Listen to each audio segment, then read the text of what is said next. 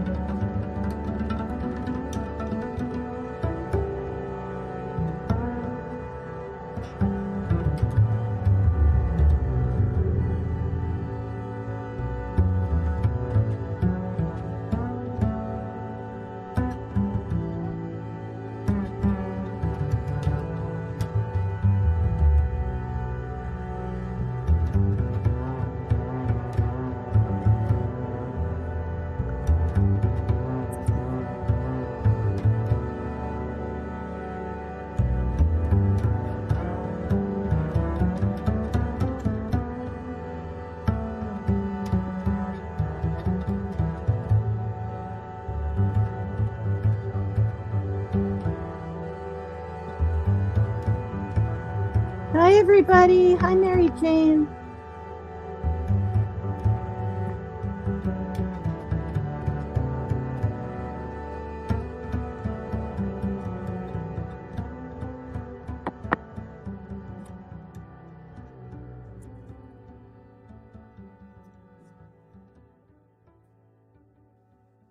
Hi, Mark. Just let people hop in for another couple of minutes while I take my meds.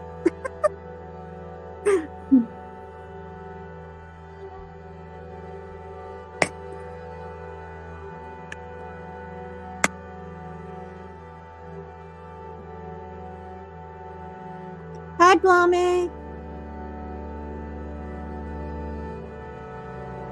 Hi, Love Metal. Hi, everybody. Thank you so much.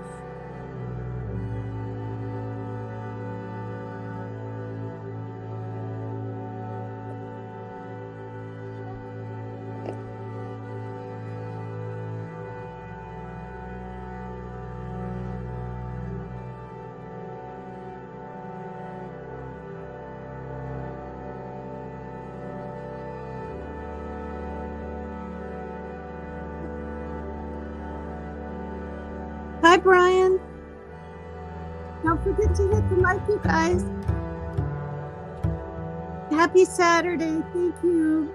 I slept till 4 because I was up all gosh darn night trying to figure out Cash App. I didn't even know how to download an app. I thought I did. Gosh. I didn't know you had to wait for that circle thing to go around to upload it.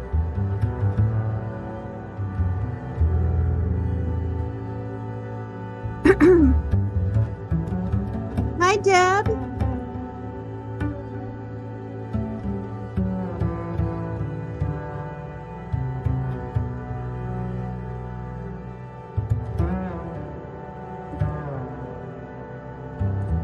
Yeah, so I have Cash App and PayPal. So actually, while you guys are listening to this, I'm going to hop over and pin it. And then I'll be right back in 1 minute.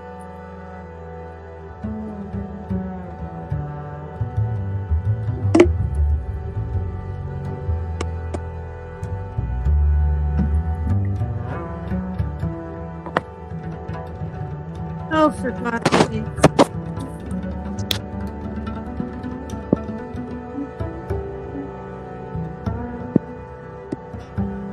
Hi, people.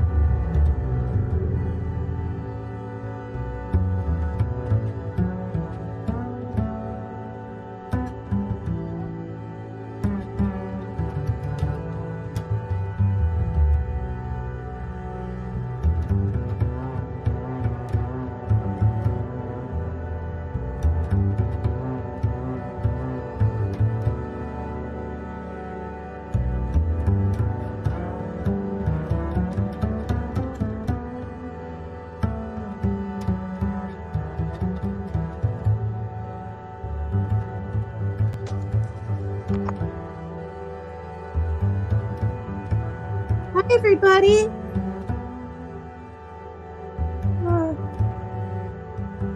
Hi.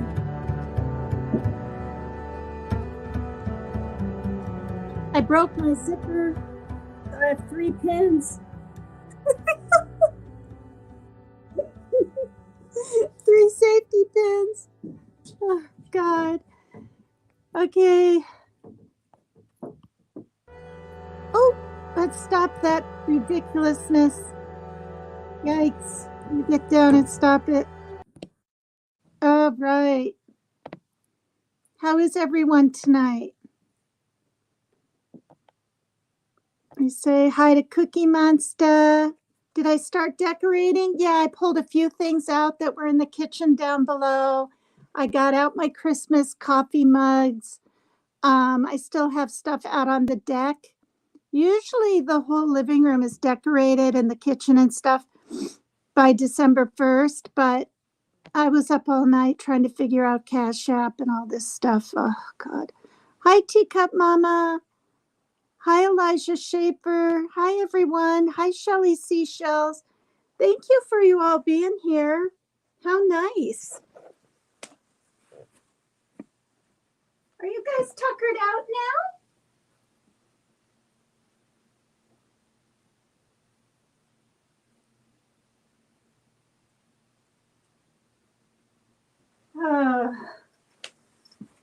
I gotta get a pillow for the stool. There we go. All right, you guys.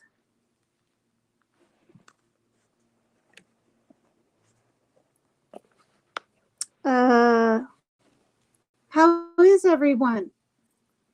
I keep saying that. All right, so we got a lot of weird TikTok killers out there. Okay, it's probably the lighting. I'm just, trying to figure out how I want my bangs, if I want bangs. I don't know. Anyway, there's plenty of them. I know there's a mother out there that was literally dancing with her like 7-year-old daughter or something. It's really crazy, you guys. And then she, trigger warning. I'm sorry. If someone can put that in chat, it'd be great. What the heck? Okay. Hello, everyone. It seems like. Oh, God. I don't even.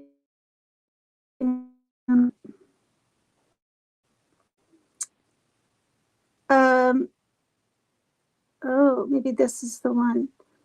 Anyway, to do that is just sickening. She's twerking all over the place. And okay, now that's, I covered that Mayhek or Mulik or in the Hussein thing yesterday, the ones that the mother and daughter that arranged to have him just frightened so badly he was going 100 miles an hour and went off the road and hit a tree. The car split in two, caught on fire. He died, and the passenger. So I won't get into any more details with that, but the daughter had thousands of followers on TikTok. It looks like they were from Britain or the UK area, but he died and he was on the 999 operator call. Very sad. So that was in yesterday's for all you kind of newish people in here today, or the ones I didn't see yesterday. Hi, Sean B.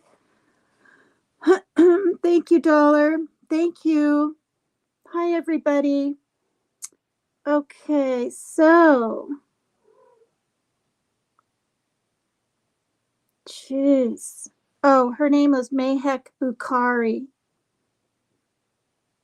And they got life. Well, they have to do like 28 years, and then what does that mean? They might get parole, but then it's not life, so it just confuses me.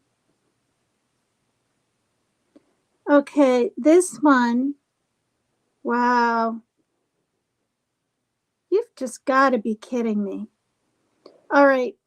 Claire Miller. Has anyone heard of Claire Miller?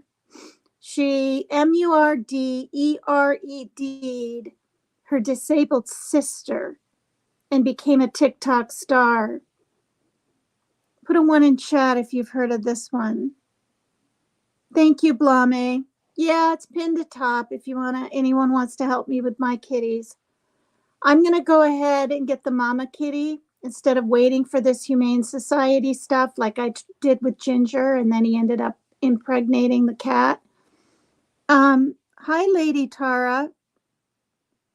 Yeah, that's life in the UK. I'm gonna get the mama kitty done. So it's first, just get it done. Just in case one of the little ones here is a boy, because she could get impregnated again. And I looked at him today. Two of them really look like little girls to me, but that one fuzzbally calico-y one, real calico-y one, not the dark with the brown and the white. But anyway, that one looks like a boy to me again, but what do I know? Yeah. So many people have become famous after a serious crime. It is crazy. Look how women flock to men that have their wives, girlfriends become famous. Yeah. Yep. Oh, thank you. Oh my gosh. Thank you, Natasha. Thank you. Yeah, somebody just sent me a little something on Cash App. That's so sweet. Thank you. Okay, so I hate that when they put these commercials right in the middle of your stuff and you don't even want them there. Like, it's rude. There. Yeah. This is her. I'm just going to go ahead and unplug this. It's a good 63%. This is the gal that, oops.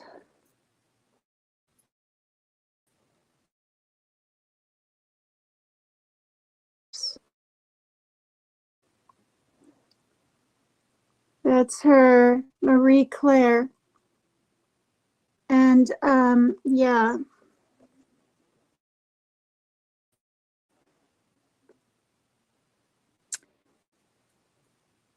So in March of 2023, Claire pled guilty to stabbing her sister Helen to death. All right, by February 2021, 14-year-old Claire Miller had amassed 2,000 people on TikTok thanks to her lip sync videos. Offline, however, she had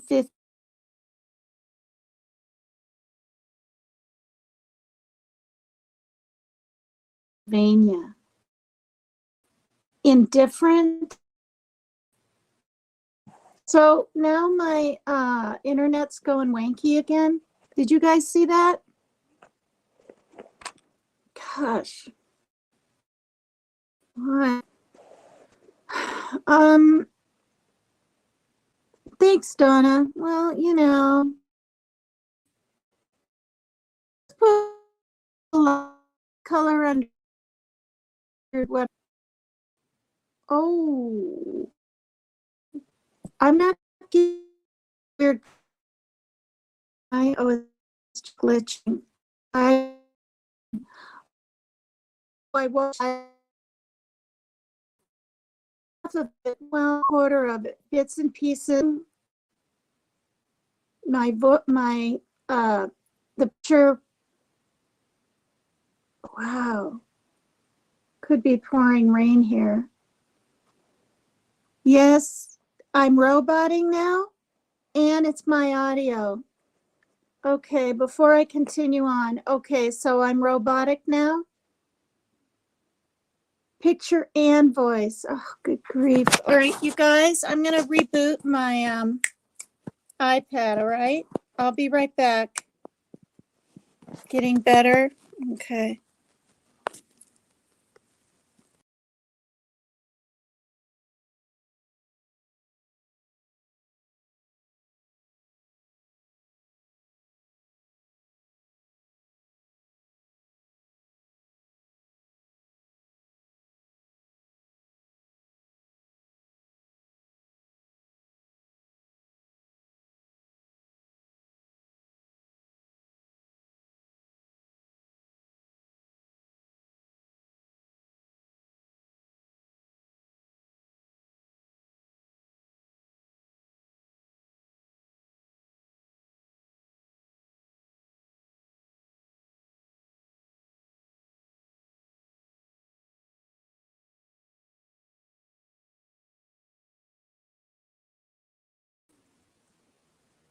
All right. Is that better? Let me see if it's raining. I think it is. And if it's really pouring, then wow, of course it's raining. Rains a lot in the wintertime, that's for darn sure. But I like the rain. Oops, and you have to kind of like it if you're going to live here. All right. How's my voice and my picture now? Better now? Better? Oh, hi, Jess. Hi, Deanna M. All right. Thanks, everyone, for being here. Okay, so what does that mean, you guys? However, she spent her days among 550 indifferent students. Indifferent. What, they're just different than her? Anyway. And at home, she often felt overshadowed by her 19-year-old sister, Helen. Oh, gosh. Diagnosed with cerebral palsy, Helen was wheelchair-bound and required constant care. Miller had helped tend to her sister for years before she finally snapped on February 22nd, 2021. Oh my God, you guys. I almost feel like crying. That night, Helen was sleeping peacefully when Claire suddenly stabbed her to death with a kitchen knife. I mean, it's really sad because she couldn't even get away.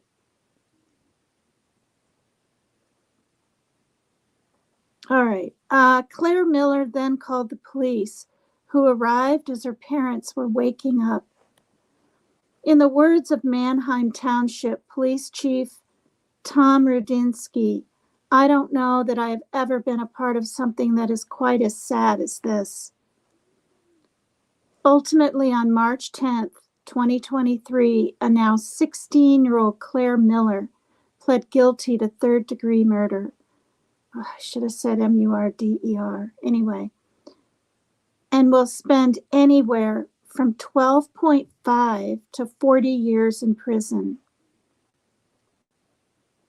This is her story. I mean,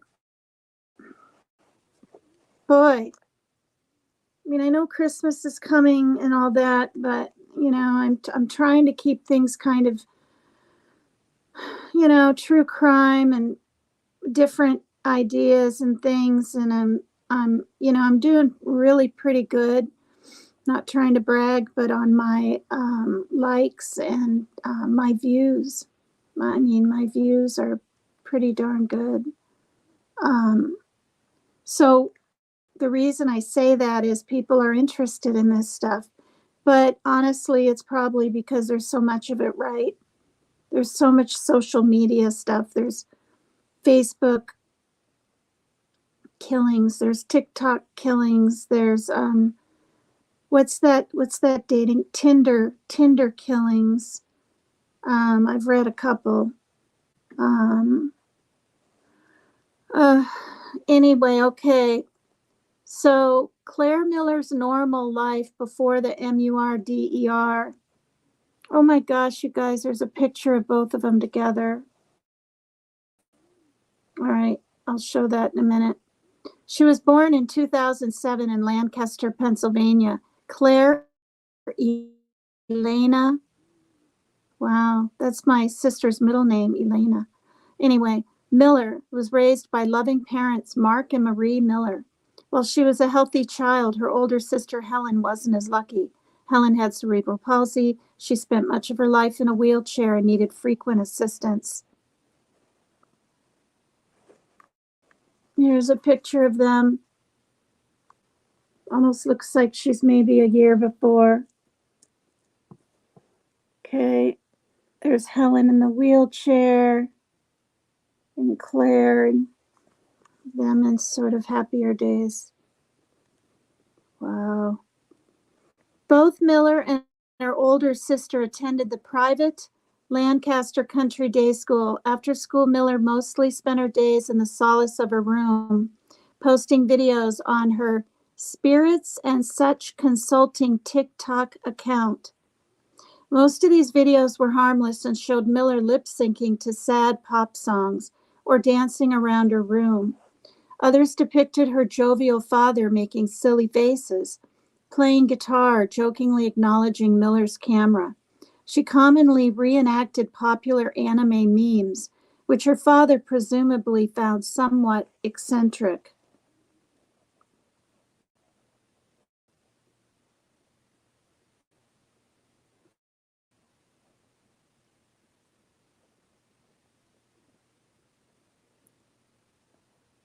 Hi, Christy Kids. Hi, everybody. Thanks for hopping in over here. Anyway, when I started my live, of course, I had to check, and I have 1,207. Like, I'm so happy. I made 3 more subscribers since yesterday. If I even have one a day, I'll be elated. That'll be wonderful. My dad has to stop opening the conversation with, "This is just like the gay bar in Japan." The caption in one of Miller's videos read. Other videos of hers are far more ominous. However, while Miller's TikTok page was taken down after her arrest boosted its following, users had already captured her footage and reposted it to their own pages. According to the Daily Mail, one of these videos showed a bloody latex glove and a plush giraffe covered in blood. Ultimately, whether or not Miller took these particular videos herself remains a mystery, but the events of February 22nd, 2021 are chillingly clear.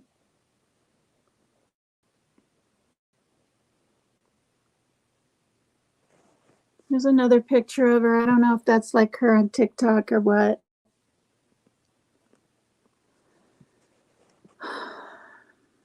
Yeah, Deb, I don't watch TikTok. Like, I really don't. I mean, I've seen some things, right? You know, my kids have shown me some things in the past, but you know, and I shouldn't sit here and totally knock it. You know, there's some good dancers and things on there, but I don't know. And I don't really like what I've heard about it either. It appeared to be a normal Sunday evening when the Miller family said their good nights and went to their individual beds. It's unclear how long Claire Miller had planned to MURDER her sister, if at all, but she crept into Helen's room around 1 a.m. on Monday, February 22nd, with a knife from the family kitchen. Miller stabbed Helen in the neck several times before placing a pillow over her face. I hope that poor woman, Helen, maybe thought it was a stranger. I mean, if you're sound asleep and then that's happening, and then a pillow's put over your face, maybe you don't. Maybe she never knew. I don't know. She called 911 at 1:08 a.m. and told the Manheim Township emergency dispatcher that she had killed her sister. Police arrived at the 1500 block of Clayton Road within 5 minutes and found Miller waiting outside. She said, "I stabbed my sister." Wow. Guys, she was only 16. TikTok's more for younger people, yeah. Hi, Donna. Hi, Christy Kids. Hi, everybody. If I repeat your name, it's just because it might not have remembered in my short term. While authorities initially believed Miller was traumatized as the result of some unknown family accident, they couldn't help but note her appearance. Miller's blue t-shirt emblazoned with a cat's face and checkered pajama pants were drenched in blood. The red snow nearby suggested she had tried to clean her hands. That's right, it was wintertime in Pennsylvania. When Miller told the officers that her dead sister was in bed, police entered the residence. Tragically, Mark and Marie Miller had no idea what had occurred until armed cops flooded the bloody crime scene, and only then did they realize that their disabled daughter had been stabbed to death. One of the officers removed the pillow and saw a knife sticking. Trigger warning again, you guys. This might be hard for someone to hear.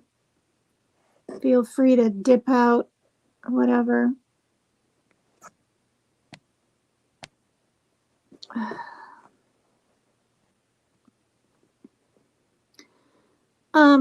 The officers removed the pillow and saw a knife sticking out of Helen's neck, just above her chest.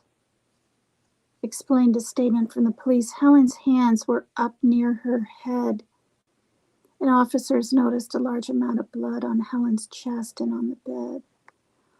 Police attempted to resuscitate Helen Miller while waiting for emergency services to arrive.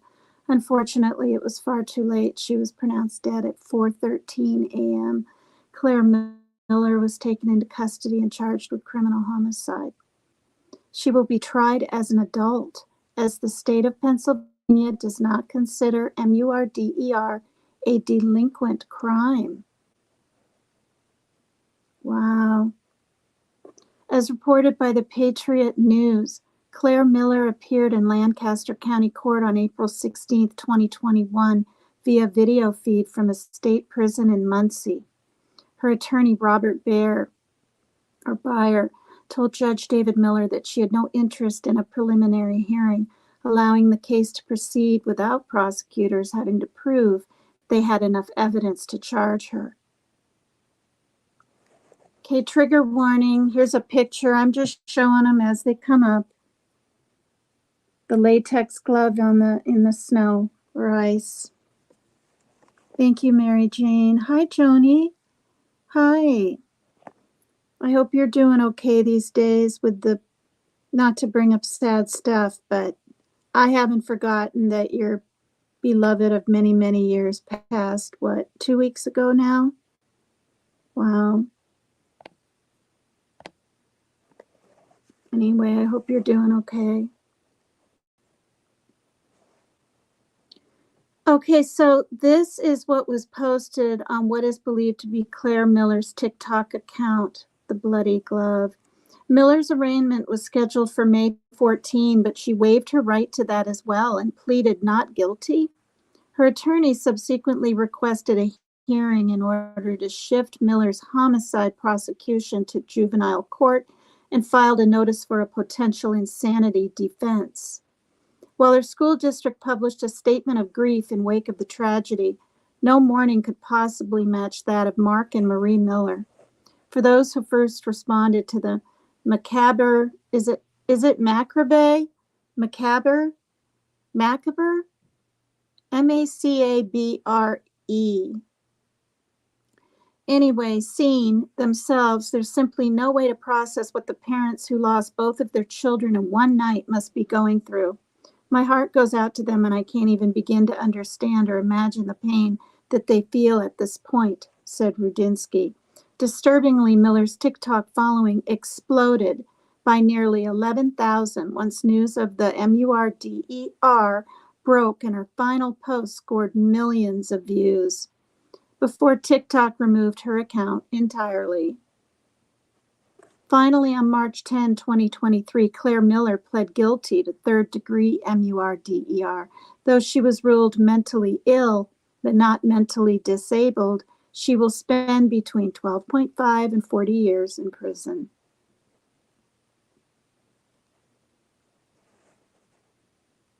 What on earth? After learning about Claire Miller, read about Herrin Cafee, the 16-year-old who got her boyfriend to MURDER her whole family? Ugh, what's wrong with people? You guys, I'm just going to say it. These violent games we have, the real violent ones, they're not good for our kids. Why is that good? I read somewhere once those pictures and images are in your brain, they're there for life. And I didn't allow it for years, but then, when my kids were 18 and 17 and whatever, and they wanted to start it out with my son wanted to play, what's that called, you guys? The war stuff out there, shooting and wars and combat something. I don't know. I can't remember. Hi, Kylie. Hi.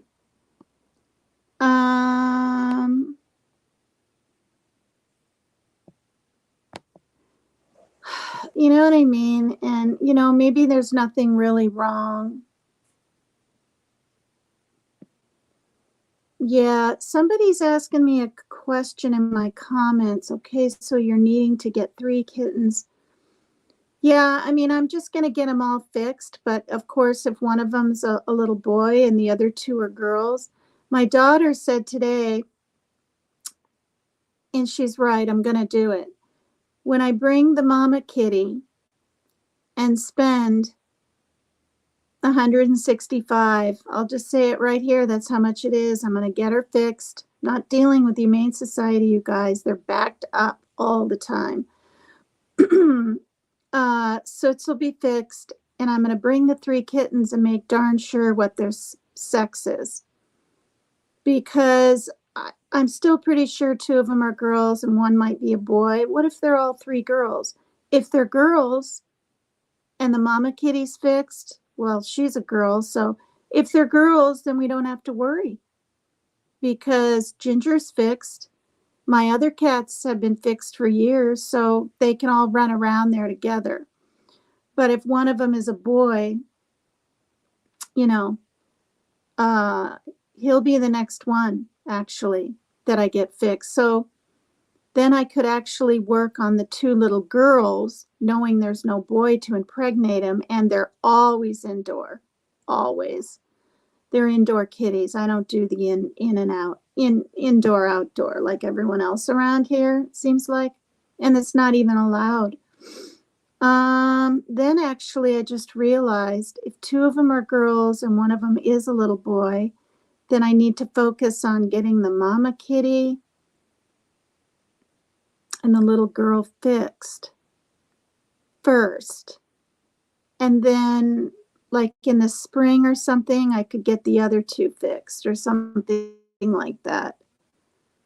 Yeah. Hi, everybody. Gosh, you guys, that's just sad.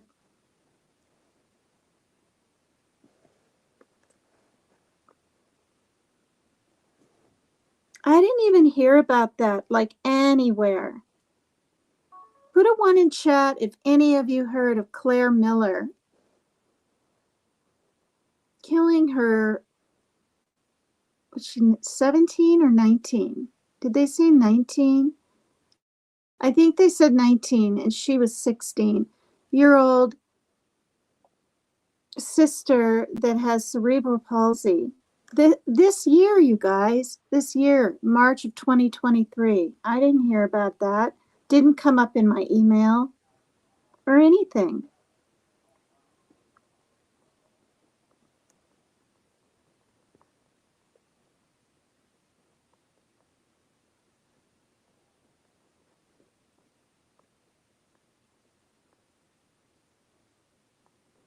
Okay, now I did hear about this one. What?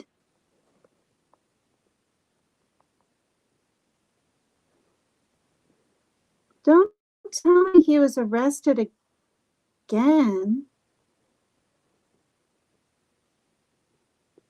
Hold on here.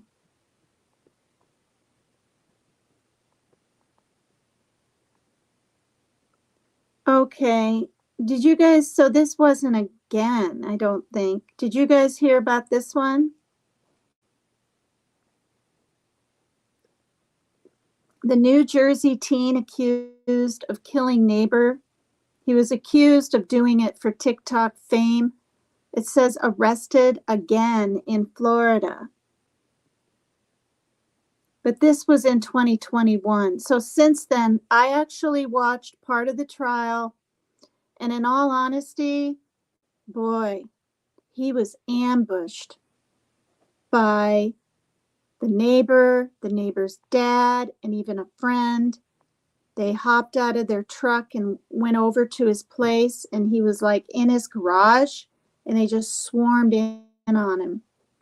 And luckily, this young man's wife was filming, and it proved he really did have to do self-defense, you guys. I'm so glad he didn't go away to prison. This is the guy. Who heard of this story?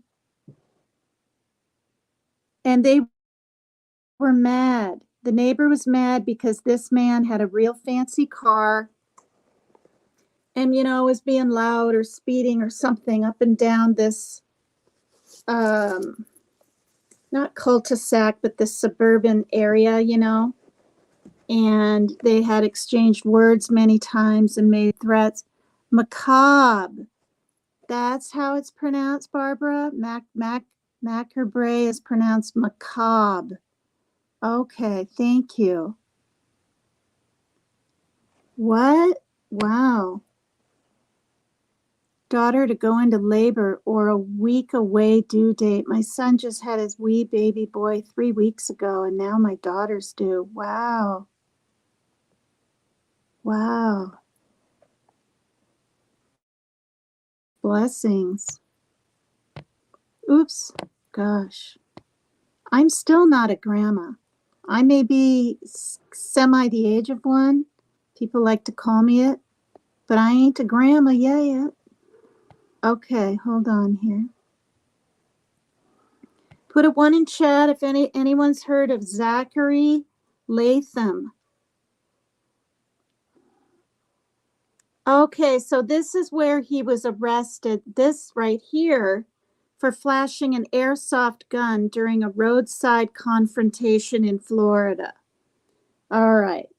So when he was arrested the second time, it was for,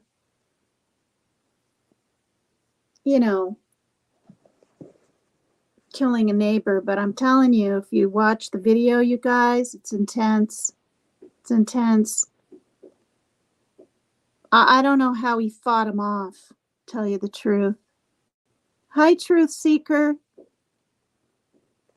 I don't see any ones. None of you heard about it?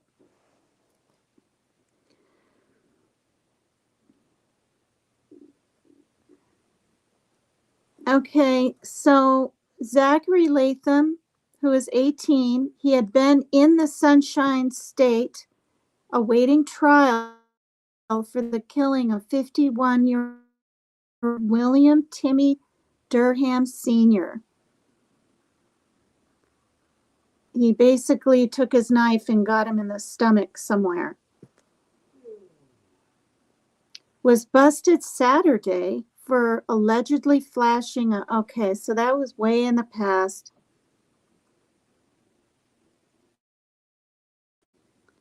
He was a private New Jersey National Guard. He was charged with aggravated manslaughter. and assault for the fatal May 2020 encounter with Durham Sr., who was a corrections officer at Southwood State Prison. I didn't know that. The Durham's attorneys claimed that Latham deliberately instigated the fatal fight to film it for social media infamy.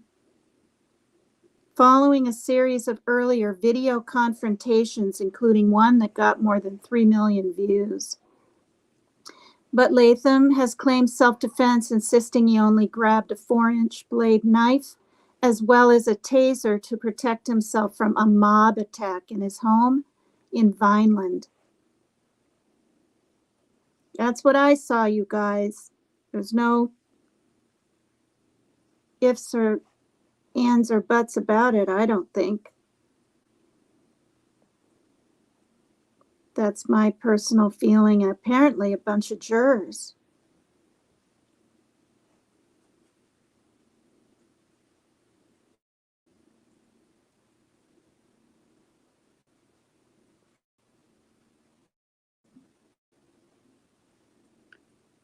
Good grief. Just, I don't know. I'm looking at Whipped Cream Bikini Scene, Netflix's obliterated, recreated Ali Larter's iconic Varsity Blues. What on earth? See, they'll just show anything. Okay, so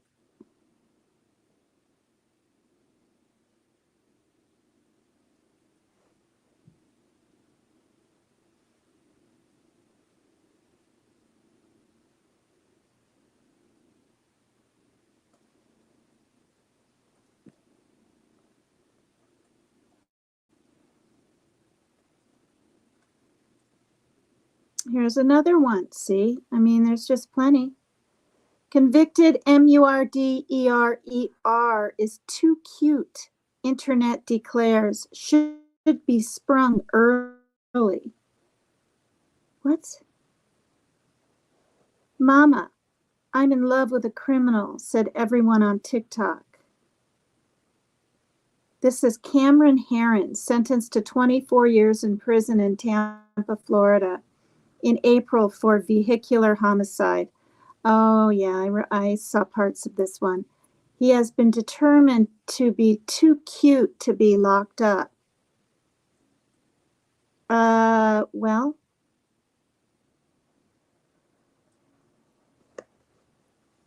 what I'll do is somebody typed and said every 15 seconds. So about every 10, I'll stop this. How long is it?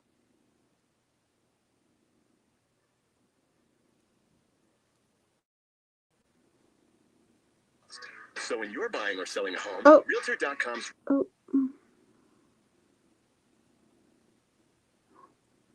Thanks for hanging out, you guys. When are these commercials going to end?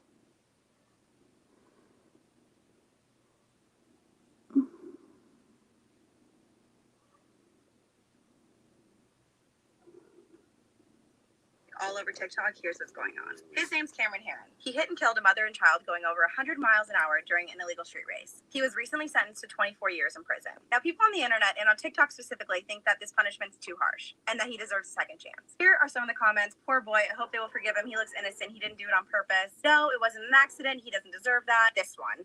You're too cute. I fell in love with a criminal. There's a petition going around with over 27,000 signatures to get him out of jail. And there's even...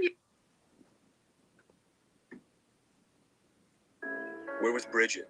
What on earth, you guys? Did anyone hear about that guy? Cameron Herrin. That was it earlier this year? It might have been. His husband won't be home for months. Oh, you guys, come on already. Jeez.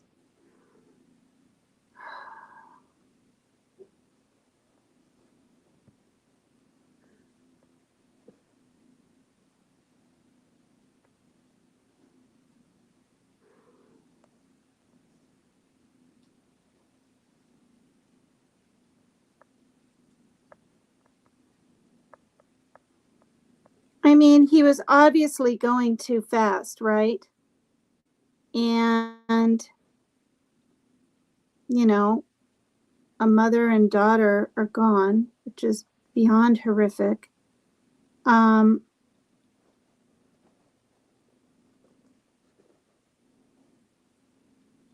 So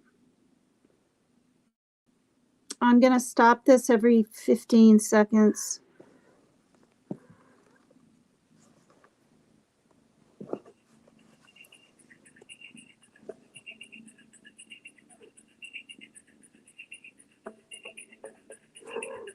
So it's 2018.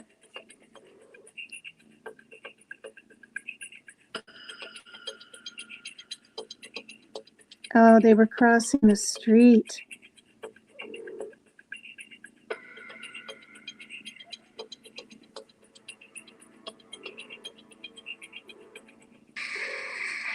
I've suffered horrifically every moment. It is nearly impossible to put into words the agony of this legal process. Okay, that's probably over 15 seconds. Hope I don't get in trouble. Oh. Just want to bring attention to hackers. My mom just called me and said she got emailed that people tried to order $150 worth of stuff on Amazon. Wow. Hi, Michael Blade.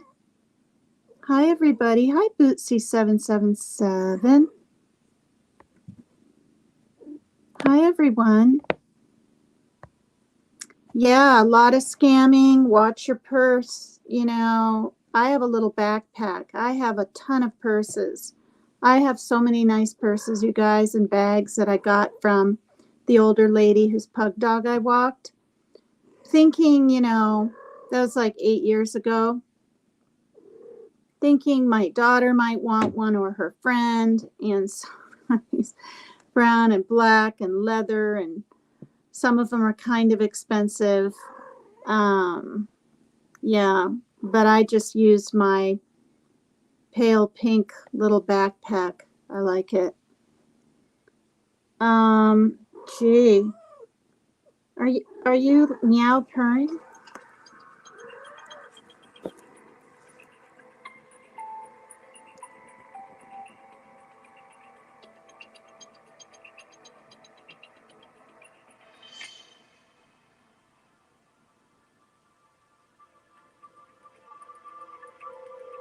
What? 70 to 162 miles per hour?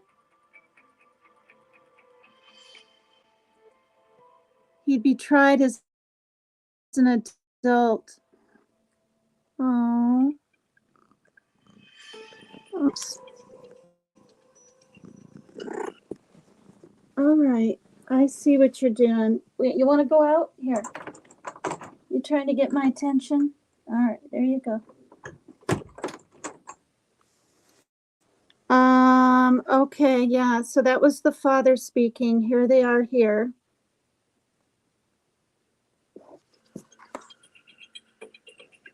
You dare request a chance to live out your dreams when you eliminated all of mine. You've shown zero remorse. The truth behind this is that you are privileged.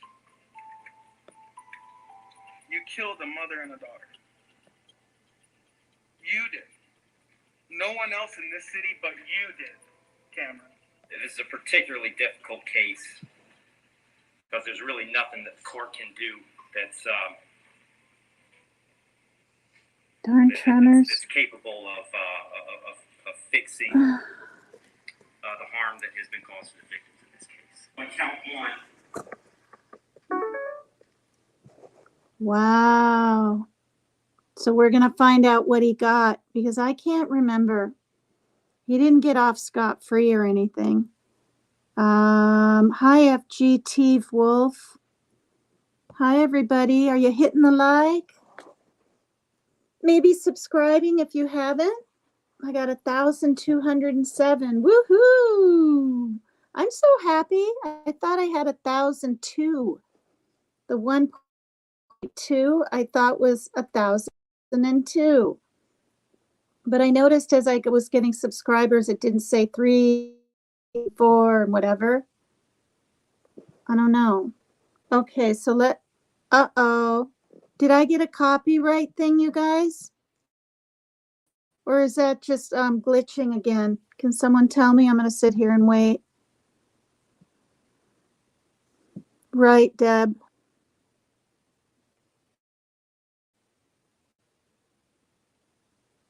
There are no are there. Oh God.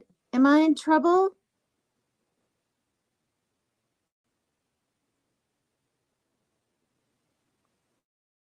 What's that? Don't think so. Your video is glitching. God. So you guys don't see like a copyright strike thing on your side? Because that's what happened in the very, very beginning when I started. Look at that. And then another one. Oh God, I'm so paranoid.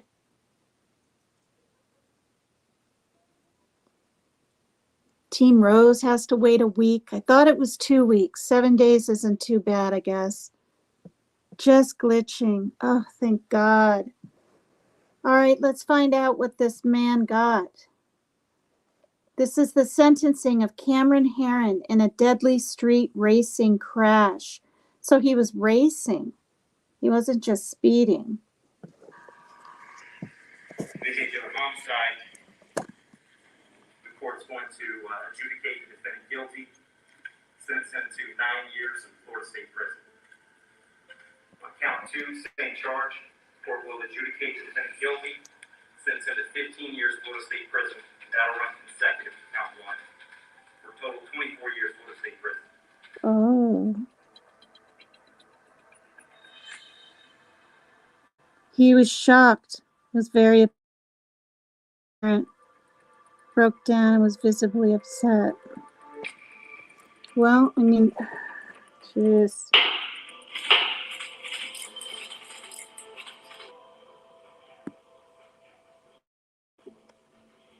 His history of excessive speeding is what gave the judge the idea to give him 24 years.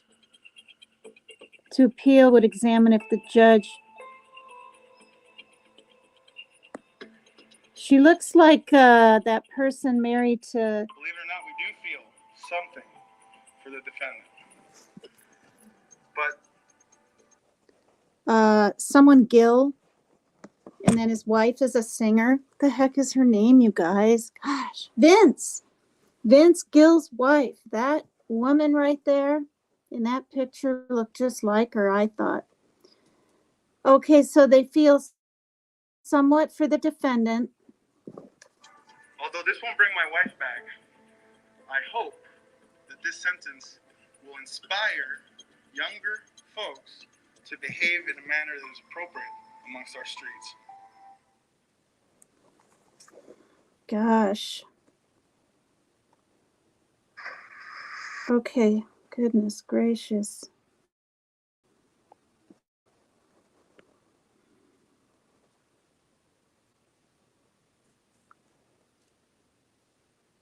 I've been live almost an hour.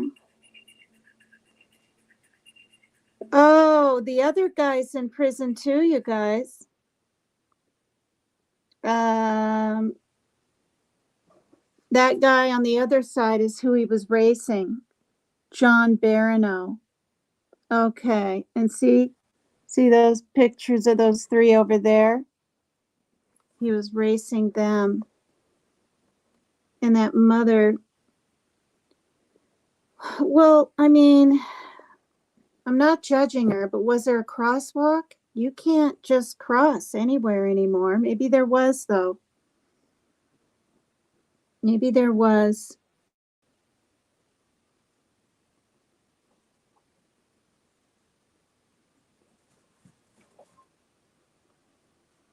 Bayshore Boulevard street racing suspect bonds out.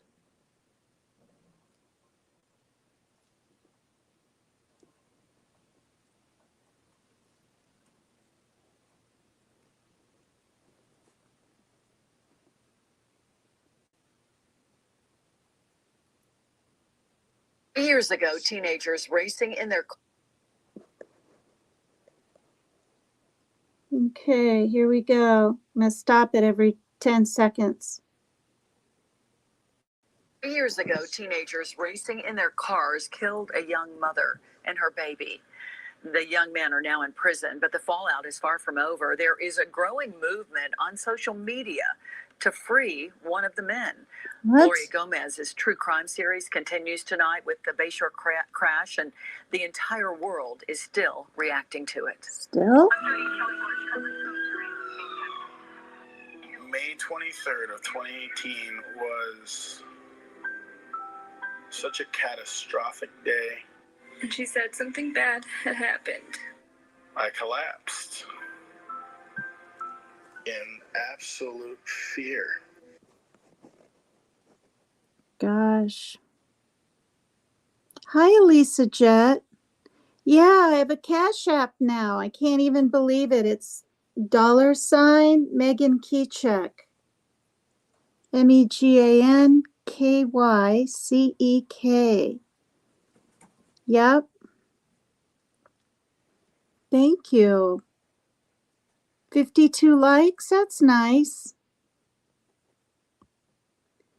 Yeah, hit the like, subscribe if you haven't, if you don't mind. Oh, right in front of my face. I'm the same way. Okay, so let's watch a little more of this.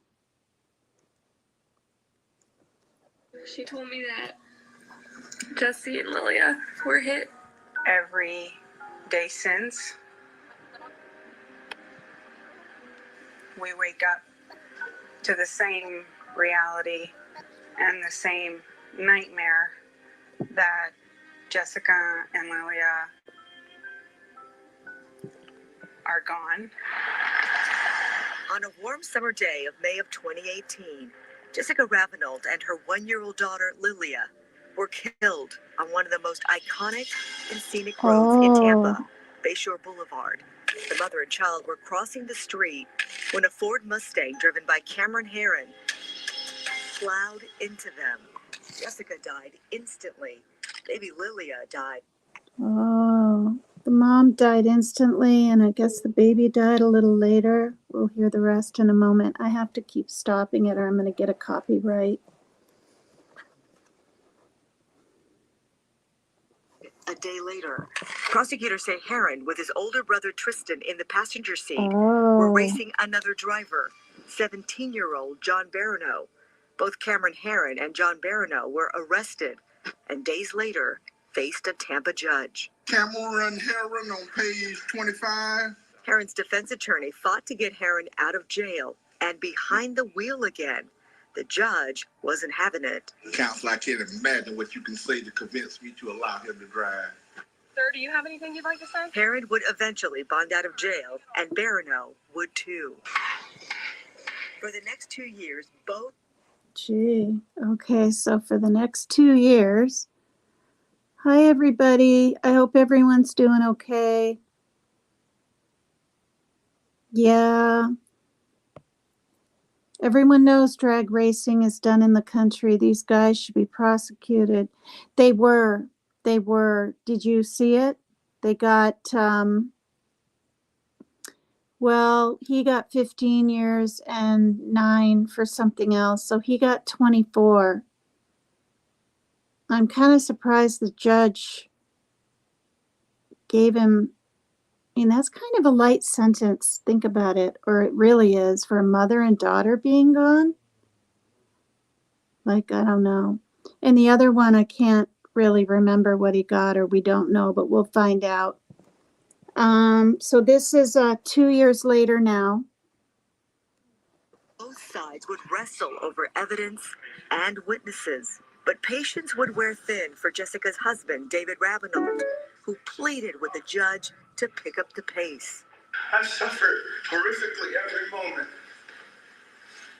It is nearly impossible to put into words. Oh, God. What's happening? Oh, my thing went off.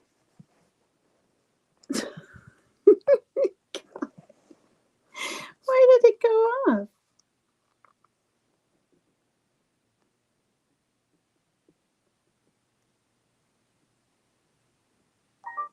Oh, gosh, you guys, I don't even know. Like, it was on 68% when I started. Let me turn it back on and just finish that one.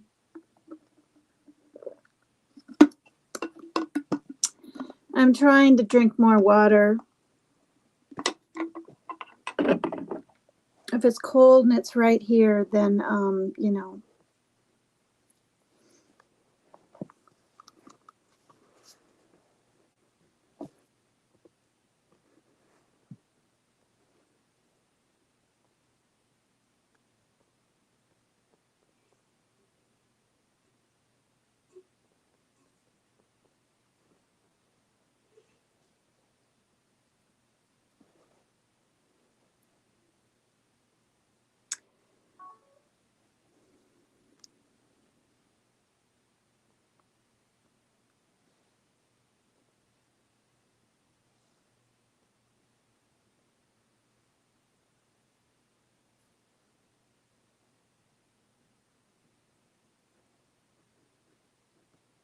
A young mother and her baby.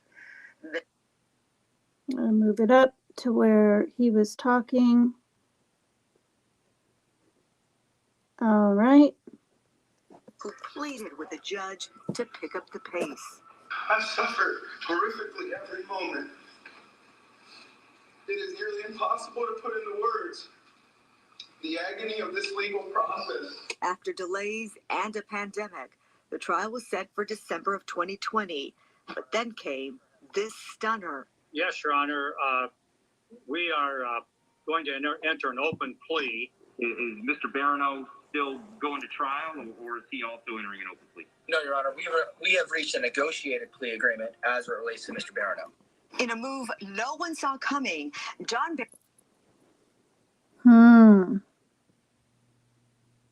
Team Rose is having the same problem with her iPad, and so am I. It's really weird. Yeah. I'm probably going to have to do the monetization thing where I'm trying to fill out my profile payment address part. I actually spoke to someone on Messenger that I'm very close to, and they said that it's probably an Apple thing that I'm not able to even copy and paste and do what I need to do to get my URL over. So, I'm going to have to pull out my little Acer, what's it called? Laptop. It's slow, but I think I'm going to have to do it. I mean, it'd be kind of neat to have super chats, but then again, if you're monetized, it's just so much more intense. I don't know. I mean, I'm a little bit on the fence, but not really. All right. John Barano would cut a deal with the state. He would plead guilty to vehicular homicide and unlawful racing and get 6 years in prison. His co-defendant would go a completely different route. Cameron Herrin would decide to do an open plea and let the judge decide his fate. At his sentencing, prosecutors would lay out a pattern of excessive speeding by Herrin days before the deadly crash. We even see at 9:18 a.m. that vehicle traveling, according to the data, approximately 162 miles an hour. What the heck? Correct. Later, emotions would spill from every corner of the courtroom. Jessica's husband took the stand. You've shown zero remorse. 162, you guys. Like, I mean, think about that. I don't know.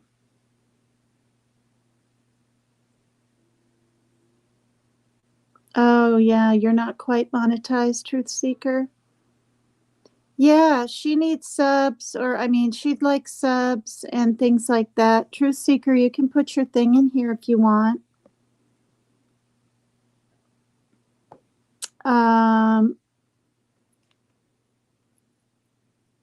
Did YouTube send me a plaque for 1,000?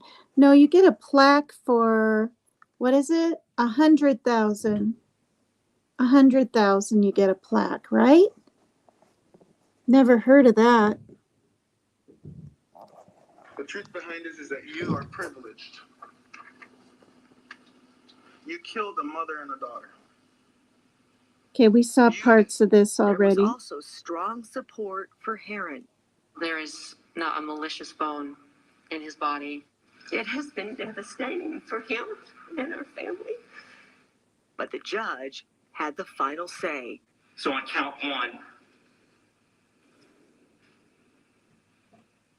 vehicular homicide, the court's going to adjudicate the defendant guilty, sentence him to 9 years in the Florida State Prison. On count two, same charge, court will adjudicate the defendant guilty, sentence him to 15 years Florida State Prison. Cameron Herrin was going away for 24 years. I hope. What did I hit? Ay, yizers.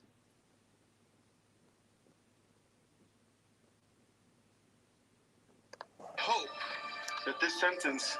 All right, I'm talking. Younger. Hello, to hello, behave in a hello. manner that is appropriate amongst our Creepy. streets. But instead, it inspired a movement You're too cute. I fell in love with a criminal. on social media. Several outlets reporting that a number of people talk about his eyes, calling him too cute. The hashtag Justice for Cameron Herrin and Free Cameron would trend on Twitter and TikTok. Herrin's attorney denies he or his client's family had anything to do with it. Tech experts say some Twitter accounts are legit, while others are actually internet bots. Herrin is appealing the judge's sentence, calling it Internet bots. Hi, Tony. Hi, everybody. How are you tonight? How is everyone? excessive. And he's not alone. Sending a young man to prison for that long of a time period, I think is excessive. But that decision could be several months away.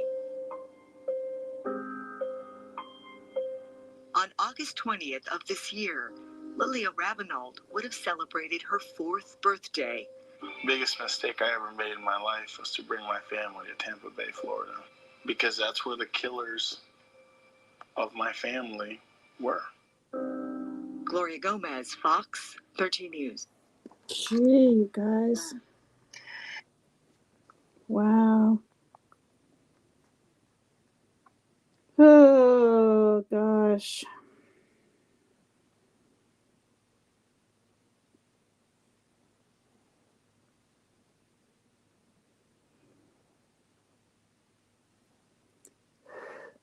It's getting cold in here.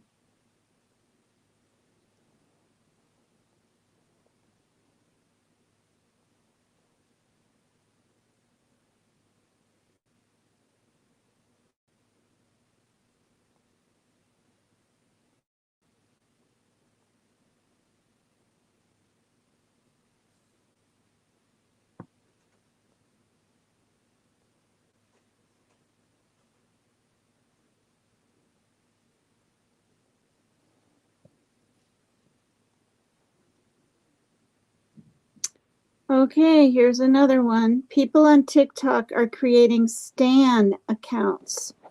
Okay, what on earth is that, you guys? Stan, S-T-A-N accounts for a suspected killer.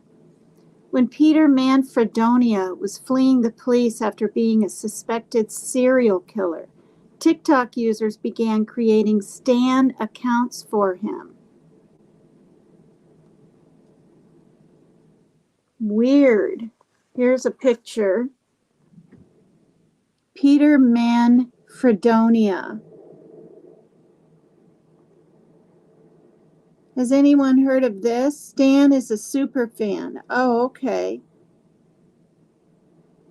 Hi, Spiritual Eyes. Hi, how are you? I remember you. Way back on, Uncensored and stuff.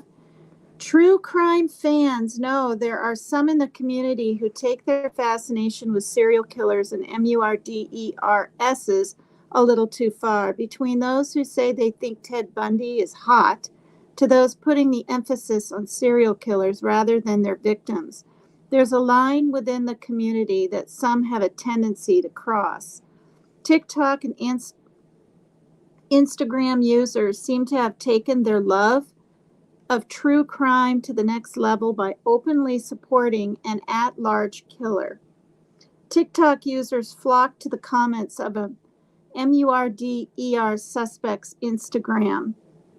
If the Ted Bundy stans weren't enough to make a sane true crime fan's skin crawl, the serial killer lovers have taken it one step further by openly thirsting over an at-large MURDER suspect. A 23-year-old University of Connecticut student is suspected of committing the MURDER of two people, assaulting one and kidnapping another. But instead of reacting with shock, users swarmed to the killer's then public Instagram page, commenting things like, "Pick me, choose me, love me, and me next." Are you serious? Just people are stupid. Most of the comments on his photos are in reference to his looks, making objectively bad jokes about him killing it. People went as far as to create fan accounts for him, giving Peter Manfredonia his own fandom of sorts. A lot of his fans appear to either be connected to Nicki Minaj's fan base or controversial TikTok icon Lovely Peach's fan base. According to Insider, it's currently unclear why those stans seem to be drawn to Manfredonia and his account. It wasn't long before Instagram made the decision to remove Manfredonia's account from their platform, as well as removing some of the fan pages that have been created. Is Peter Manfredonia still free? After a 6-day search for the killer, Manfredonia was found and arrested in Hagerstown, Maryland. The search for the suspect spanned across a few states, including New Jersey, Pennsylvania, before he was located in Maryland. Manfredonia is accused of killing Ted Demers, 62, and Nicholas Eisel, 23, over Memorial Day weekend before assaulting another man and kidnapping one of his victim's girlfriend. She was later found safe and unharmed at a gas station in New Jersey. While Manfredonia was attempting to evade the police, his family made public statements requesting their son peacefully turn himself in. Peter, if you are listening, you are loved. Attorney Michael Dolan, who is representing Manfredonia's family, said in a public statement, according to Insider, "It is time to let the healing process begin. It's time to surrender. You have your parents and your sisters and your family's entire support. So, Peter, from your parents, we love you. Please turn yourself in." Allegedly, before the incident happened, Manfredonia was struggling with his mental health, but actively receiving support from his family and therapists, according to CNN. When the suspect was found, he reportedly complied with officers, agreeing to a peaceful arrest, according to the outlet. Manfredonia's family are relieved that Peter brought this to a peaceful conclusion.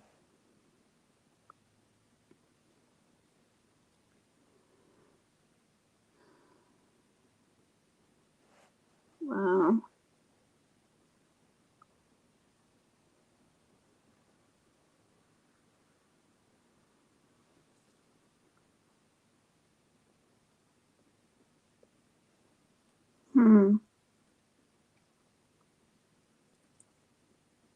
Well, I mean, you know.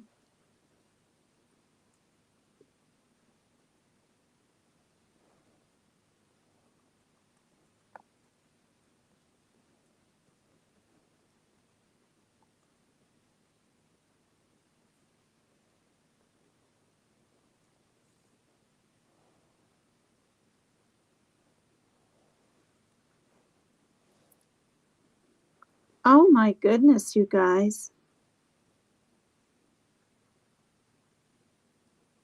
Is that him? Wow. Wow.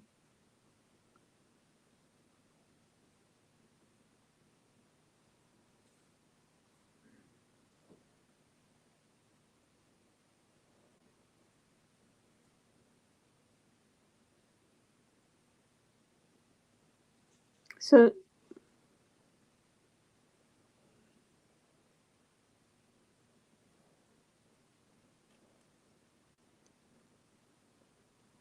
Did anyone hear about this? Peter, Manfredonia. Gotta go. I'm glad to see you're doing well. Thank you. Hoping YouTube, hoping since bar hopping days are over. Yeah. They've been over 12 years for me. I didn't even go that much before. I mean, I had, you know, a little daughter and a very busy life.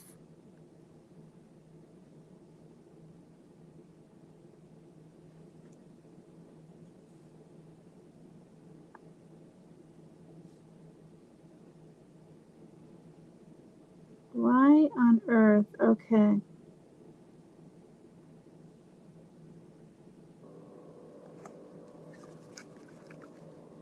All right, fiddlesticks. Start it over. It's only 44 seconds long. Just a day after Yukon Senior Peter Manfredonia allegedly killed 62-year-old man, injured an 80-year-old Navy vet with a samurai sword. He reportedly held an elderly Wellington resident captive at gunpoint in his own home, later telling the man that he just flipped. After allegedly stealing supplies from 73-year-old Manfredonia, went on to fatally shoot his former high school classmate. After 5 days on the run, Connecticut police announced the 23-year-old was apprehended in Hagerstown, Maryland on May 28. Goodness great. It was later revealed that Manfredonia grew up on the same street in Newton as Sandy Hook shooter Adam Lanza. Wow. Okay, well. Well, there was a female mountain lion that was hit by a car. Okay. Goodness sakes. So,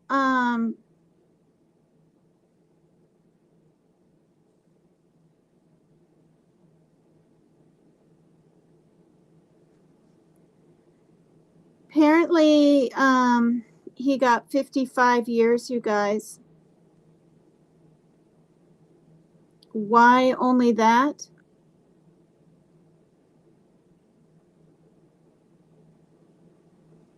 He pleaded guilty in February to fatally shooting the classmate, 23, kidnapping the woman's girlfriend during the 2020 spree, and all right, what's going on here? There we go.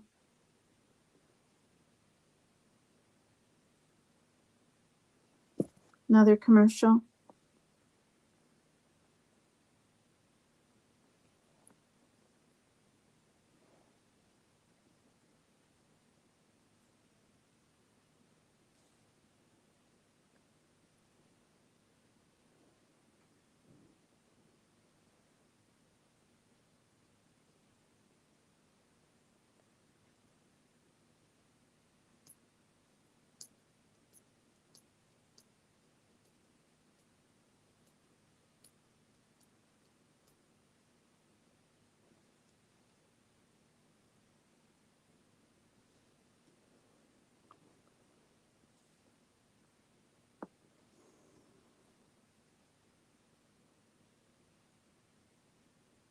Just a few seconds.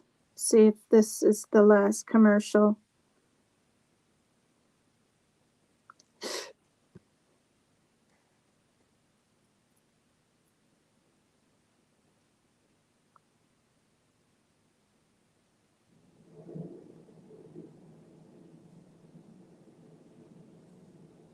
All right, let me find it. Okay, right here. Former student Peter Manfredonia sentenced 55 years.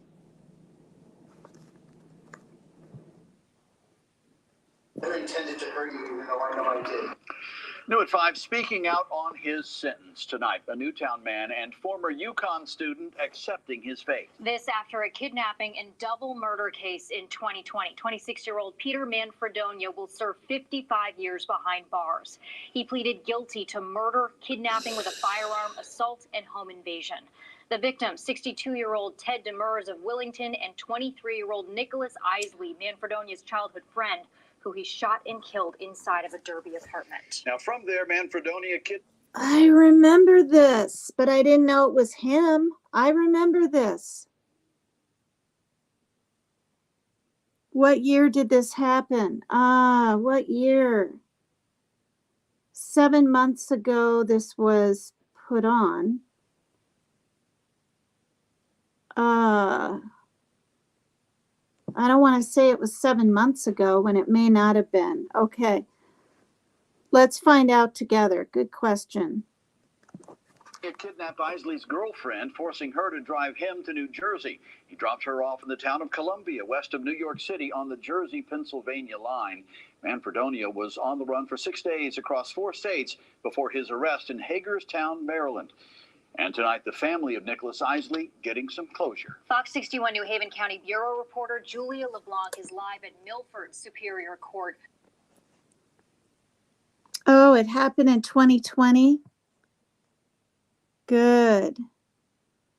He got 2 55-year sentences? Because I see here, see? Am I reading it wrong? Sentenced to 55 years for killing friend and kidnapping the woman. Yeah, he looks very different. I'm not trying to be mean, but how do you get that much food? Well, you get the snacks, that's right, in jail. From where? The commissary thing or whatever? All right, double C420. I bet that's ADHD. I wouldn't be surprised. Always broke Christy. Hi. Hi, I hope you're doing well. Thank you. Hi, Chicken Snake. I didn't know you were in here. You slithered like a snake in here. I didn't see you. Were you born in Washington State, Sean, or Chicken Snake?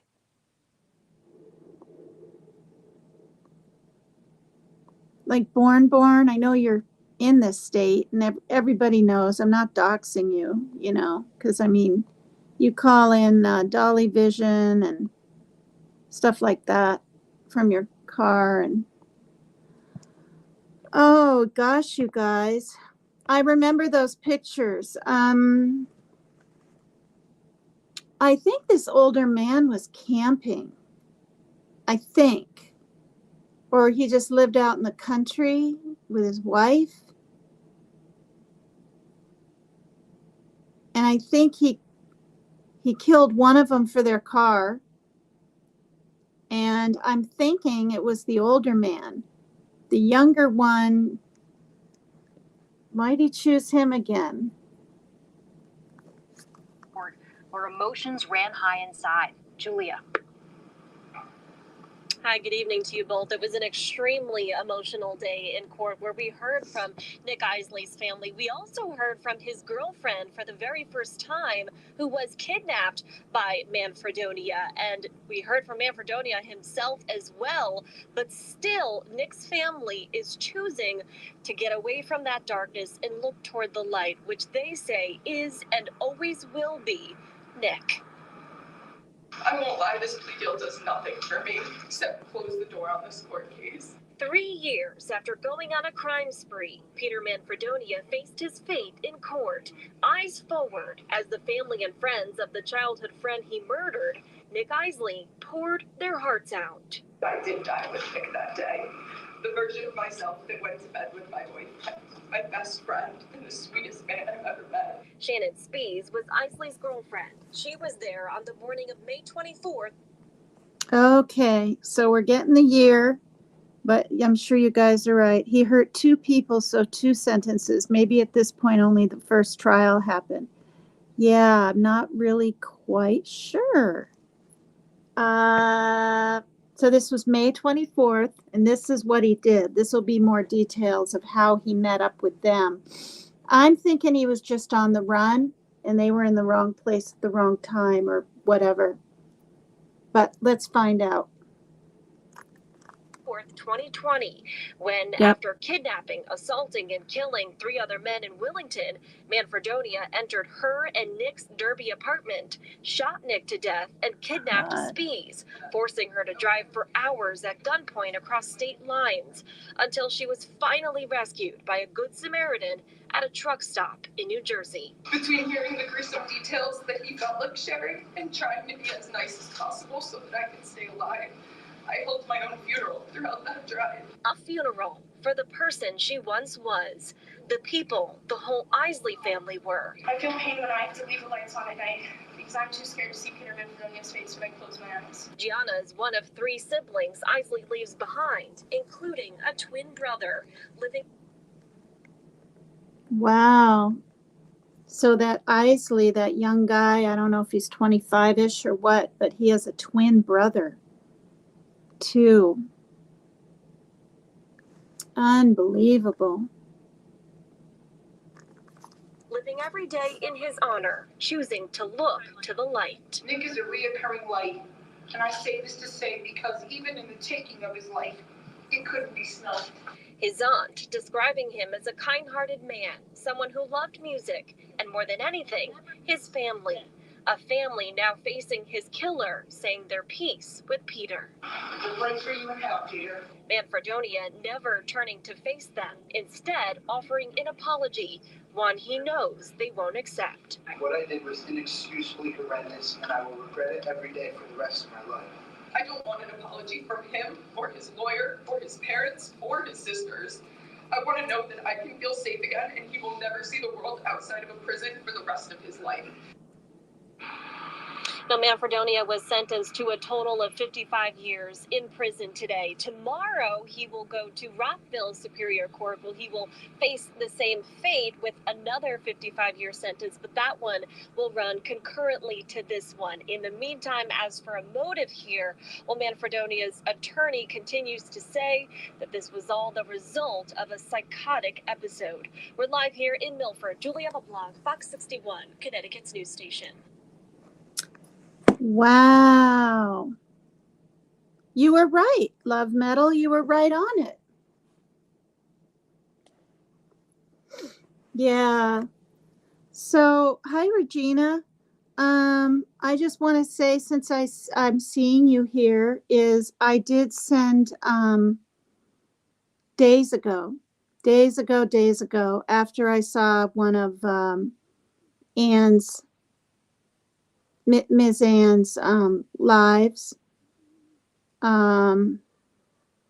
what she's going through, what she goes through every day, her driving, feeling like she has to explain herself. And basically, I apologized for hurting her feelings. I said in it that I wish like hell I hadn't thought Dave was funny or agreed with him in reference to what she perceived it was being talked about her. Team Rose said it wasn't either. I'm glad to know I'm the only one that didn't feel it was towards Anne, but she felt it was. So I apologized for that. And I told her that perhaps there's too much water under the bridge, you know, and that she may not think I'm even being sincere, but I truly am. And I also said I care what happens to her, with her, about her.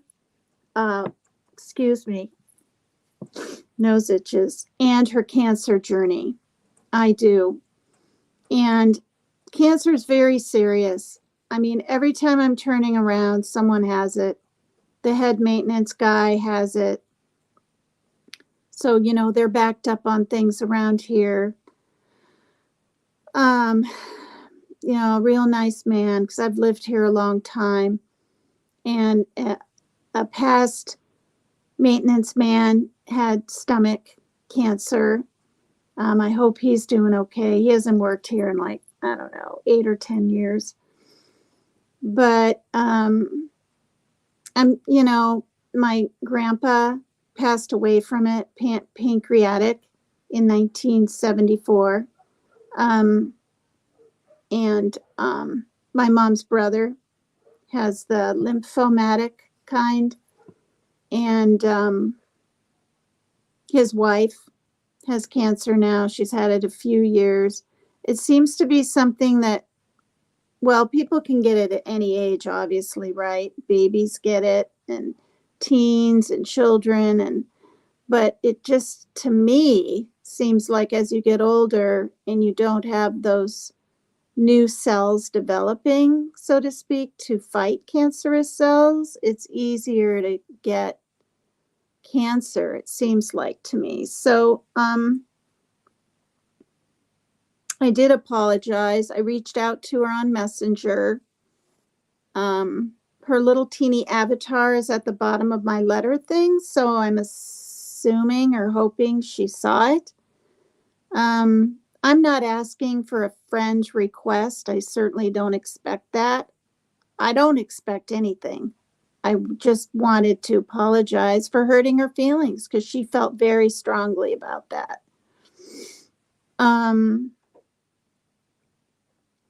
Because I seriously am not a malicious person. When I feel that I'm being sort of ridiculed or not by her, I'm just talking about in general, people, I stick up for myself. I've been like this for years, and I honestly think it's because of the verbal abuse and some physical that I've been through for at least half my life, at least. Thanks, Truth Seeker. Hi, Gramazon. Well, I mean, you know, it's whatever, you know, I just, you know, and, you know, that's why I tried to not stick up for, but to kind of talk to Art Go Show, because she's a real nice person too. And she's innocent. She's innocent as in the fact that she's living in Italy and she meets a true crime community, and she's trying to reach out and partake and be friends with some people, and she doesn't know where or even if she fits in anywhere. And she's struggling. She said it herself on Team Roses. She's struggling with cancer, you guys.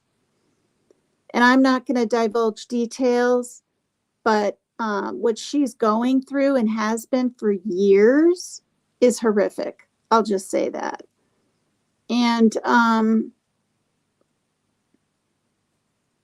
I don't know. I've always been really afraid of it myself because my mom's sister had it, but she had the estrogen kind, so she took tamoxifen, and that kept the cancer at bay for a long time, but she did have to have the radiation, a complete full mastectomy, and then she did chemo too in the 80s, and she passed away from Alzheimer's and her cancer creeping back, or whatever the case may be, years and years later. She passed away, I think it was 2 or 3 years ago. Yep. In Iowa. My mom went to her funeral and she sent me, what are those called? Those little booklets, obituary booklet thing they have there. I've yet to be at a funeral of a real close one. The very first funeral I ever attended was my friend Bridget. I won't say her last name, but this was in Burlington, Vermont, when I was in my early 20s, and her dad was just sitting in his chair reading a book and had a heart attack, then died. And I remember when I saw her, she had sunglasses on, like, you know, all the time and under the lights, and I get it, you know, but that's what I remember, like, noticing, like she didn't want to show her face, like that just stands out, you know. And it was the first wake thing I saw.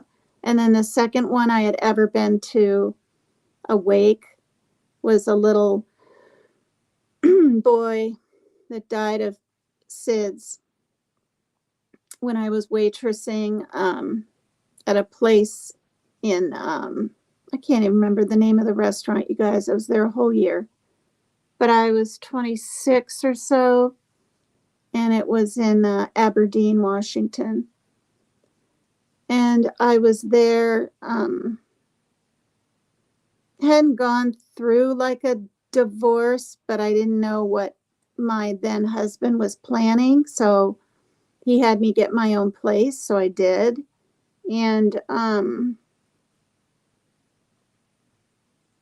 I had my own place, and I went to this wake, and it was open. And I've said this before, I didn't have kids then, and all these other women did, and they were all just sobbing.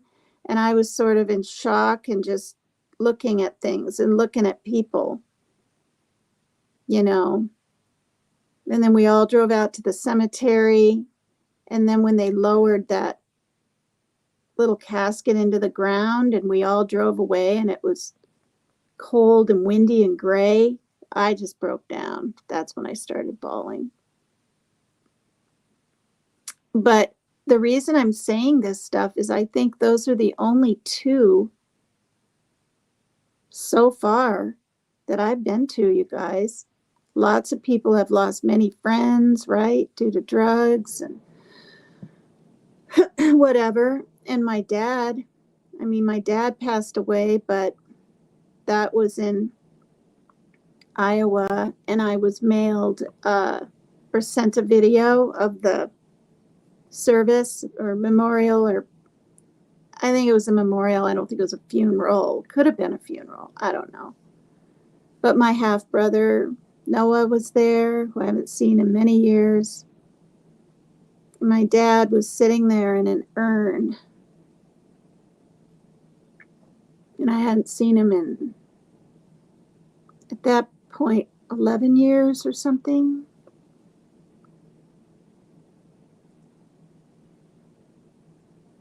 But I saw a little bit of my family. My aunt and uncle were there. My mom wasn't. She was on the other side of Iowa, and her husband has cancer, so she was dealing with that.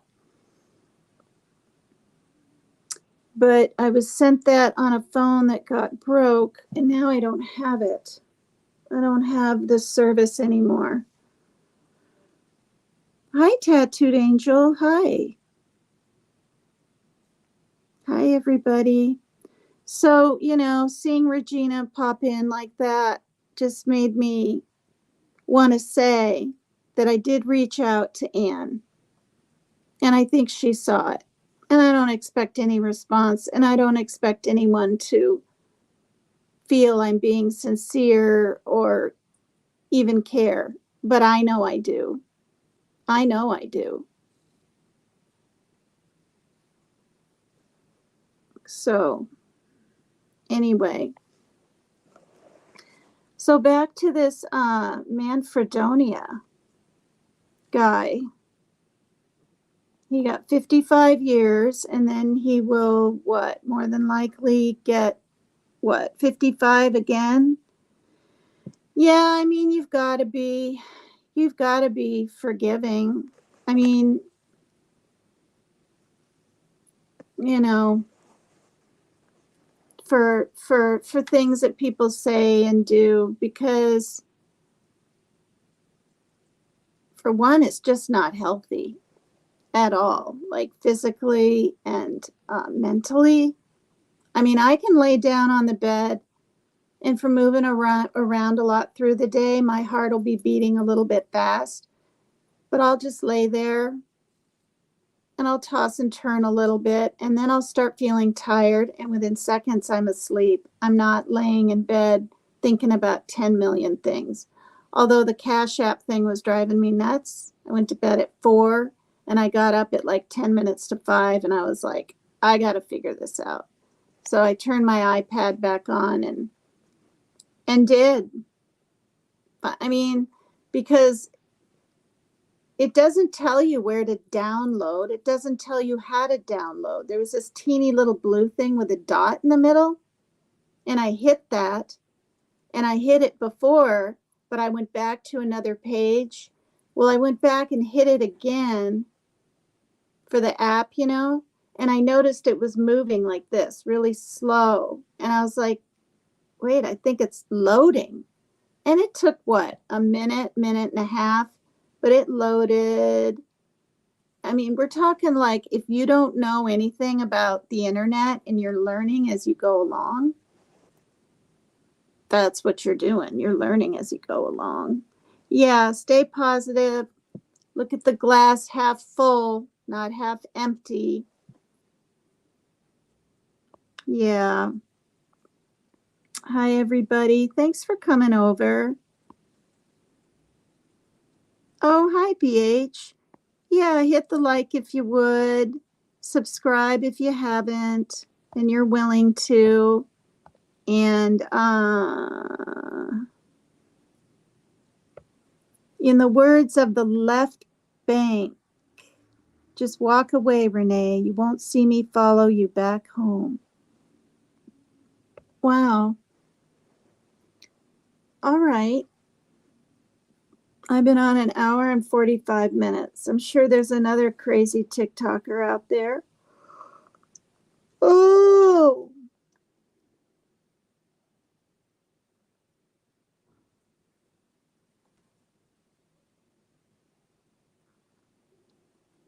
Killed those people with a sword. I mean, it's just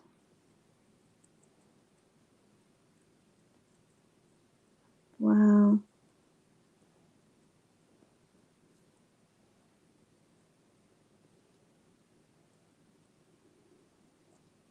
You know, and so was he on the run?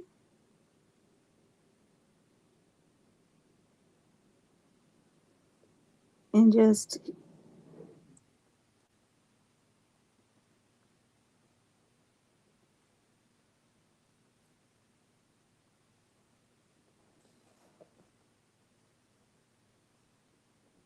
wow.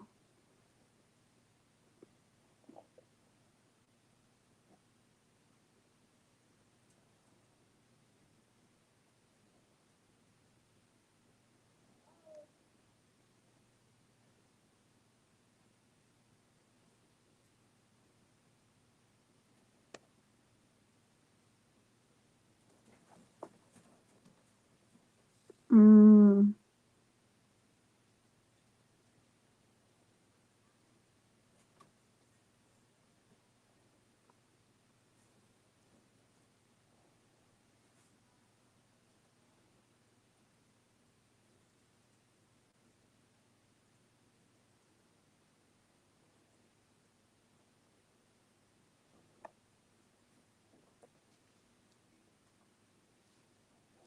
Gee, well, this is a little different twist. This is a TikTok narco queen was her name.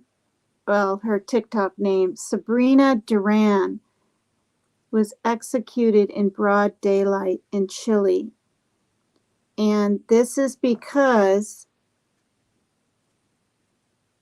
and this was in, well, I'll just keep reading. She had her whole life ahead of her. See? She was a TikTok influencer who was shot and killed in broad daylight in Chile. She was apparently a drug trafficker and was killed by at least 2 hitmen who may have shot her as part of an ongoing conflict between 2 rival gangs. Sabrina was out on parole and had been arrested at the beginning of 2023.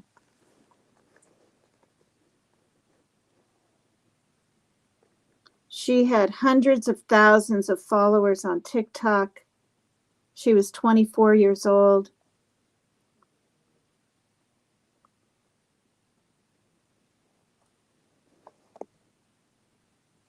She was apparently shot in broad daylight in her car in Chile, and now many want to better understand what happened to her and why she was killed, although the investigation is still ongoing.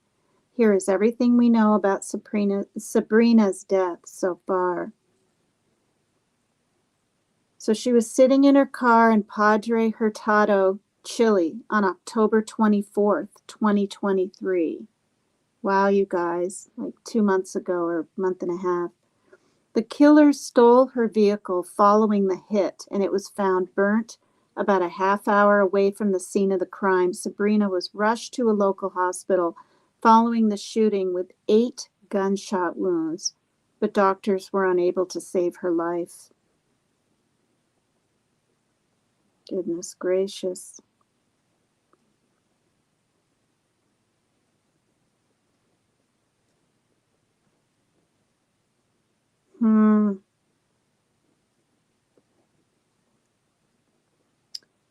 Okay, and here's another TikToker that was became a victim. Hi, Nani.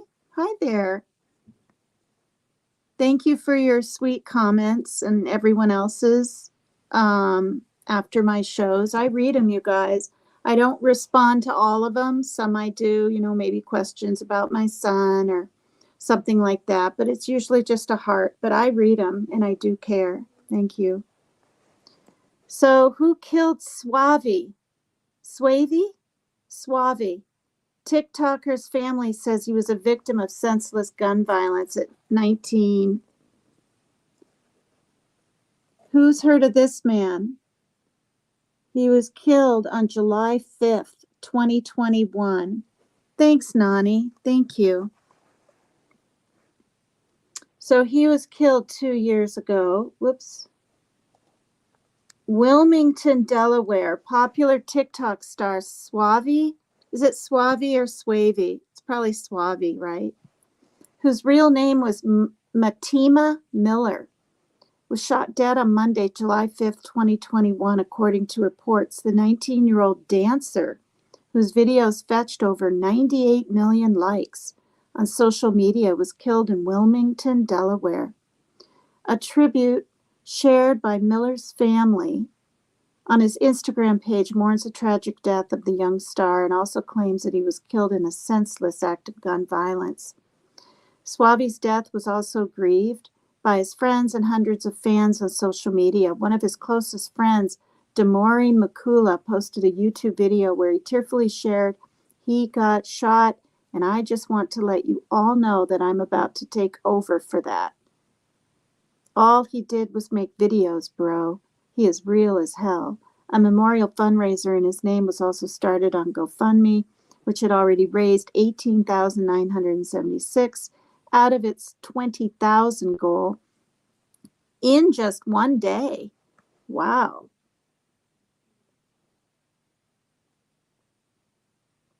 Wow.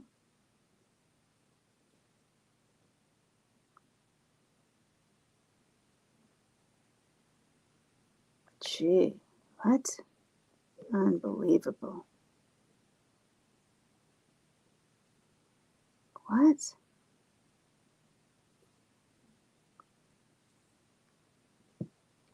I'm sorry. It just seems like some police, I'm not saying all of them, but they're a little too trigger happy. Here's another. Ma'Khia Bryant, TikTok hair tutorial video viewed over 1 million times since teen was shot dead by police. Okay, why? Why? We have stun guns. Following the fatal... So her TikTok video has gone viral after her death. Following the fatal shooting of 16-year-old Ma'Khia Bryant on Tuesday, April 20. This was published on 2021, so I'm kind of assuming it was back then. One of the teen's TikTok videos where she appeared to be giving her viewers a hair tutorial was viewed over 1 million times. On the same day that ex-Minneapolis cop Derek Chauvin was found guilty for the murder of George Floyd, Bryant, a teenage black girl, was shot and killed by Columbus police in Ohio near her foster home. Since then, one particular TikTok video created by Bryant, which shows the teen adorably teaching the viewers how to tie their hair, has went viral after being shared on Twitter. Wow. The The background music for the hair tutorial was set to Just Another Interlude by Bryson Tiller. She was an honor roll student too, you guys.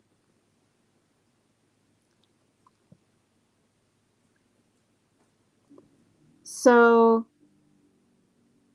Ma'Khia Bryant's aunt says adults came to fight the niece, 16, at foster home before shooting. So did she get shot by accident?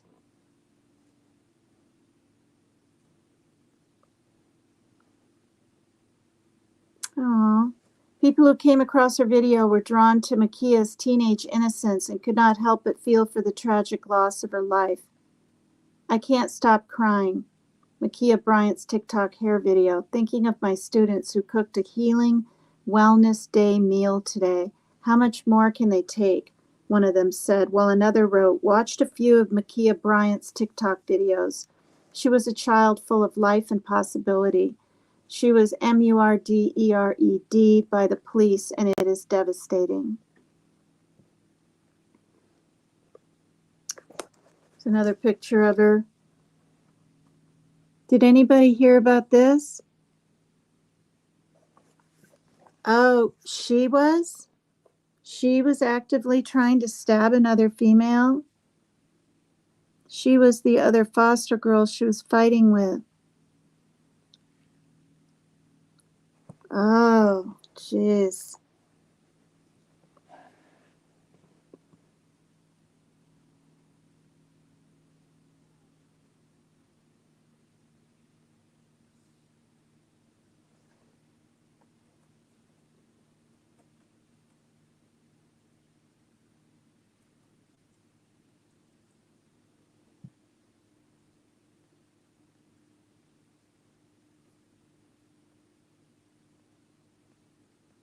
Why?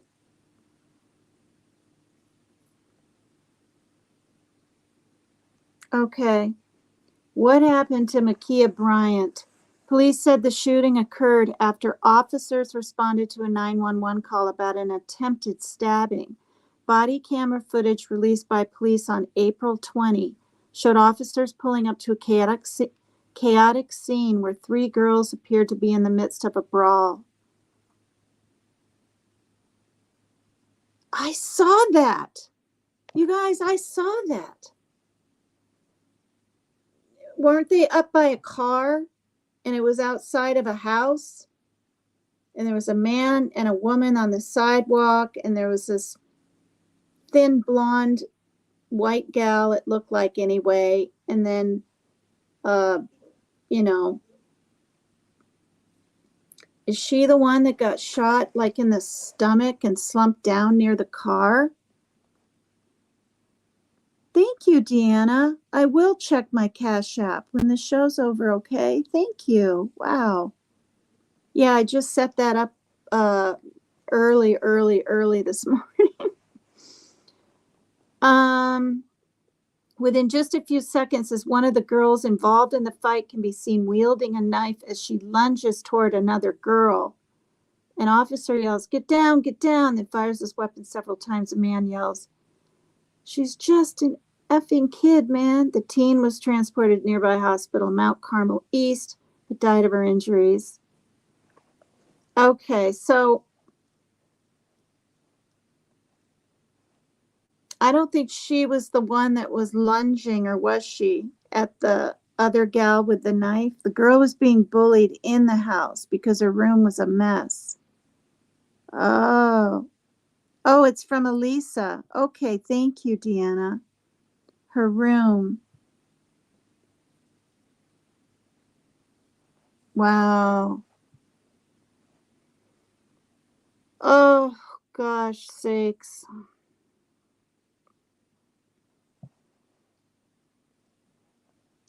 Yeah, I remember that that video now, but I didn't see like a close-up of her face or whatever.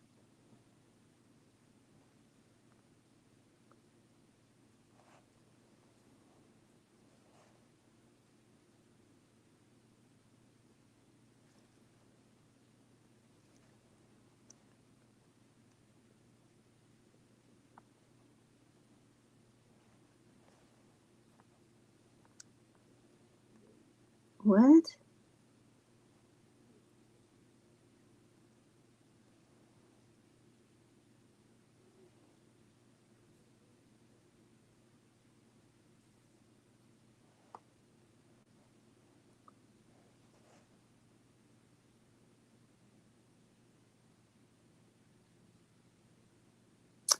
Okay, this will be the last one that I'll read.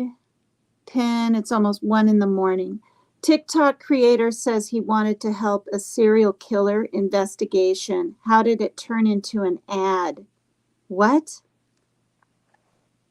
For the last 2 months, Ken Waks, W-A-K-S,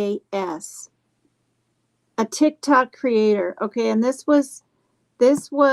article is from May 2023. So for the last 2 months of this spring.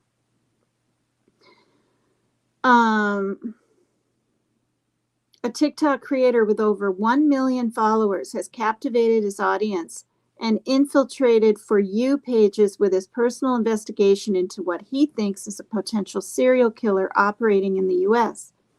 The saga has recently concluded with Waks apologizing and saying it is no longer his place to continue chasing the story. Waks, who is based in Chicago, started his TikTok account sometime in December 2020 and slowly grew an audience after posting mostly explainer videos relevant to tech and business enthusiasts. But on March 9, his content started to change after he shared a video warning Chicago residents against accepting rides from strangers. If you're walking home alone by yourself at night in Chicago and a car rolls up and rolls down the window and someone inside the car, unmarked car, beater of a car, asks if you need a ride, do not get in that car. This is how it happened to me twice in the last 6 weeks that I can think of, he said.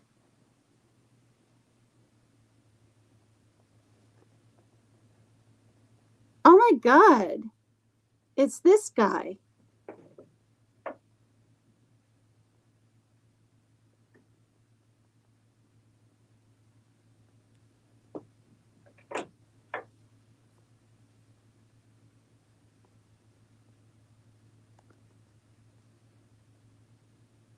Oh. Can I even show? Can I show someone's TikTok? Bars, usually in the river north. I know how they're going missing. I know how they're all connected and why they are all in the same age range and demographic. Oh. I know why the cops and the media are not doing anything or covering it, and I know what we can do about it. So buckle up. They all go missing after leaving a bar, club, or... Okay, so he's talking about, right, the ones that are showing up in the river and all of this kind of thing that I talked about a little bit on Mabs or whatever way back a few months ago. He says they all go missing after leaving a bar, club, or a party. Or a party, drunk, by themselves at night, and they're walking home. Twice in the last 2 months, I've had cars roll up on me and offer me a ride. I have not accepted those rides. Both times those drivers were alone, 2 different drivers, by the way, and both times immediately after I declined it, they sped off. One time, there was an additional... Wow. One time, there's an additional truck that followed the car that sped off. A truck that followed the car that sped off. How are they connected and why are they all guys? They're drunk dudes. A girl knows better than to ever get in a car with a stranger. These guys think potentially that they could take the person that's offering them the ride because the drivers themselves do not actually seem threatening. That leads me to something else, which is, I know. Can I show this TikTok thing, someone's TikTok on here, if I stop it like this every few seconds? Oh, the suspect in the LA homeless shootings. Was that through an LA homeless camp, Deanna? Hi, Courtney. Hi. Was that through an LA homeless camp? Yeah, it's not copyright.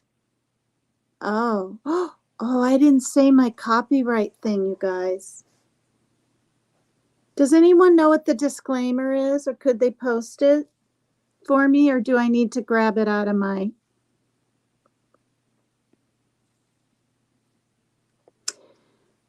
Yeah, big companies and people that have millions of subscribers, like BuzzFeed Network Unknown or something. Hi, Killer Duck. Hi. Oh, wait. TikTok users are not copyrighted, so am I in trouble then because they're not copyrighted to even show parts of this? Does anyone know?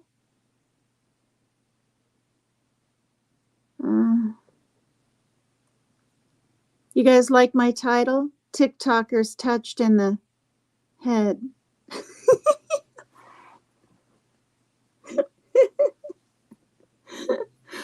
Oh, God. Oh, oops. Oh, God. TikTokers touched in the head. No, it's okay to show them and share them. Oh, it is? Are you sure? I'm going to keep interrupting it just in case. I don't know. Oh, how they're potentially drugging the people that get into the car. One of the tox reports came back with one of the people showing a drug called GHB, which is given to, I think, pregnant women, but when mixed with alcohol, produces an effect identical to being roofied. So what do you think if someone was already drunk enough to get into a car with a stranger? Because definitely could happen. Definitely a guy would be willing to potentially do that, thinking that they were safe or whatever. They accept a bottle of water, potentially, from that driver that's laced or has been inserted with GHB, and then they have this roofie effect. And if that's not the case, there's that truck that's following them. So the car that picked you up pulls over, the truck is full of people to do a swap and take you. The reason the cops aren't doing anything is because it's not illegal for somebody to offer you a ride. Something has to happen before the cops can actually go do something. And because there's not foul play suspected, I talked to my friend who's a cop for an hour today. And the reason that foul play isn't suspected is because, I hate to say it, but there has been a long history of people who get drunk and fall in the river. They have video. Good grief. It's a long history of people getting drunk and falling in the river. Thank you, BH. Oh, okay. Oh, yeah. BuzzFeed is horrible with their striking. I know. Girls are never been safe around men. No, not even during the day now. I mean, I had a guy pull over. I told this story.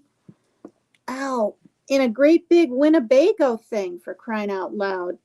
Oh, back when I was walking to the AA hall. So, you know, and then the C came. So 3 or 4, we're looking at like 5, 6 years ago. And I'm up on the boardwalk, it's called. It's a wooden bridge thing that they finally made, thank God, because cars were speeding and people were walking to town on the side of this little darn road, you know. But anyway, I had my bicycle, but I was like sort of walking it because I had the pug dog, you know, with me. And I always say pug because he was big, he was older, and he needed exercise and stuff.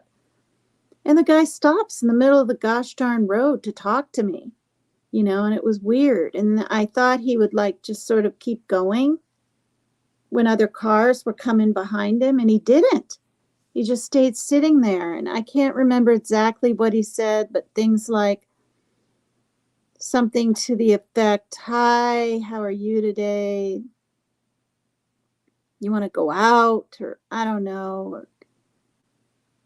It was so sort of brazen and forward, it actually scared me.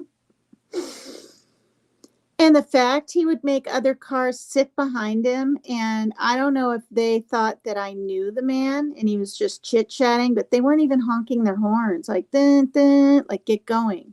No, they just sat there, 2 of them behind him. And I was pretty close to the hall. All I had to do was get up to the next little I don't know, a few hundred feet and then cross the street and then go through this little alley past the other buildings. And then I was there.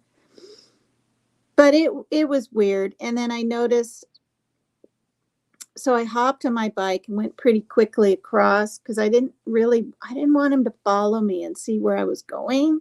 So I tried to go really fast and but I crossed the street and I looked back like this and he took a left and went up a hill that's nearish the skate park and all the baseball fields and stuff. And he went up there, but slowly, like it was weird. He didn't just drive normal. He went slowly. So I don't know if he was watching where it was going.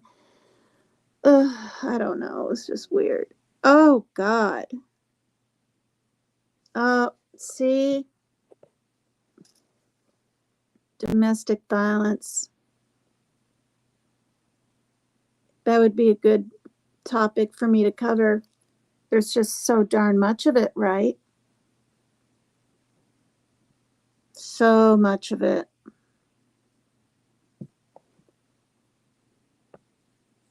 How long is this? How can I tell? Video of people, I'm not sure any of these people, following down to the river and falling in. And because they're drunk, they're in such a shocked state that sadly they pass away. Is it related? I don't know. We're talking now about probability versus possibility. Is it possible? Yes, it's possible. Is it probable? My friend who's a cop says it's less probable. The reason the media hasn't been talking about this yet, they will be this week, is because until the other day, when that car rolled up on me a second time, it was the same car, by the way. Same car, I'll put it in the comment. Wow, really? They did not know how these things were connected, and so they cannot run with it as a story. That is now going to change. What we can do about it is raise hell and make noise. All the people in my last video who said that this has happened to them in the past couple weeks, please come with me to the CAPS meeting that's happening at the Larrabee station on Thursday from 5 to 6 p.m. I will be there. Please contact me, email me, whatever. And please stay safe. Stay alert. Do not get any strangers. Stay alert. Yeah. Yep.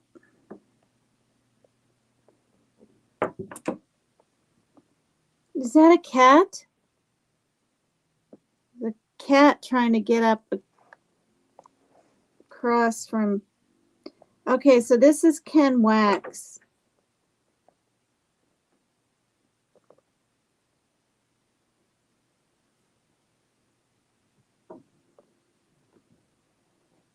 So yeah, remember you guys? Remember the guy that, left a concert? It was outdoor, right? In Chicago. Young guy, and was he found in the river? Now I can't remember where he was found, but his girlfriend was just devastated. Hi, Jean. Yeah, the kitties are really funny. I pulled out more kitty toys. I had forgotten, you guys. I'll show you.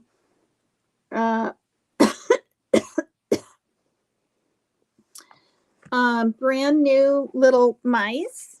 These fuzzy things with long tails. Where are they? Here's one.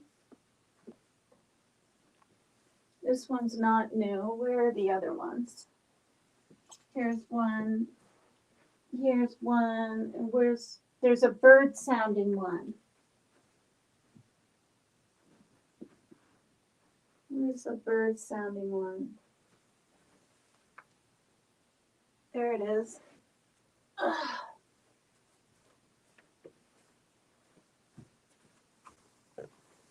Okay, so we got these green and pink and blue. Boy, do they love these, you guys.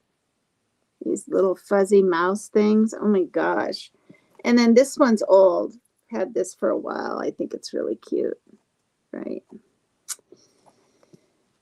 And this is old. This is like a bird fox or something. See, look at it. It's got like a fox face, but it's got feathers. And this one.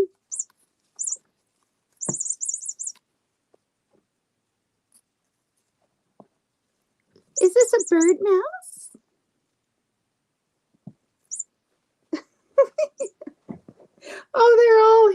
Look at him.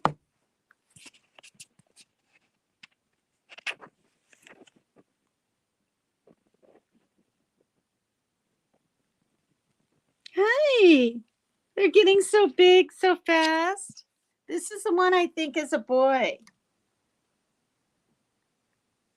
I think you might be a boy. Are you a boy? All right. I think what I'll do is I'll throw these down here. Oops. I might film them just a little bit. They go absolutely nuts. And then I'll end my live. Okay, you guys?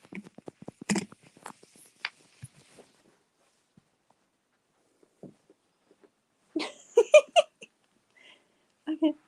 Can you guys see?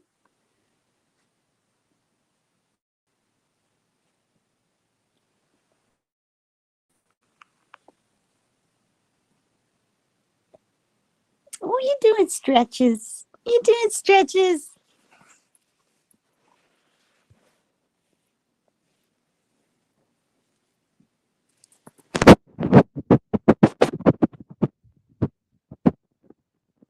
See, they get caught in their little nails, and that's kind of fun for them too.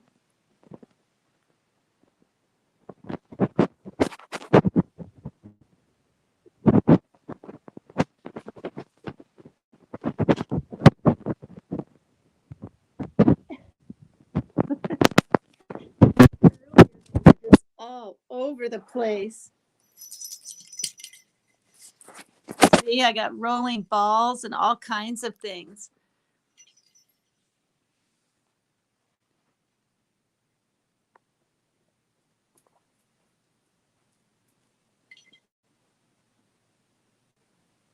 Oh, you little Dickens.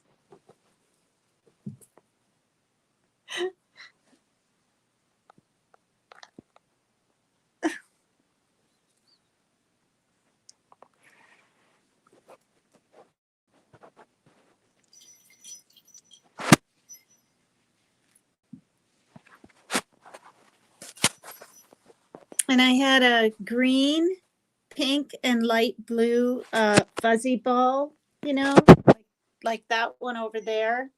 And I found a red Christmassy one today. Mm-hmm. Oh, you little Dickens.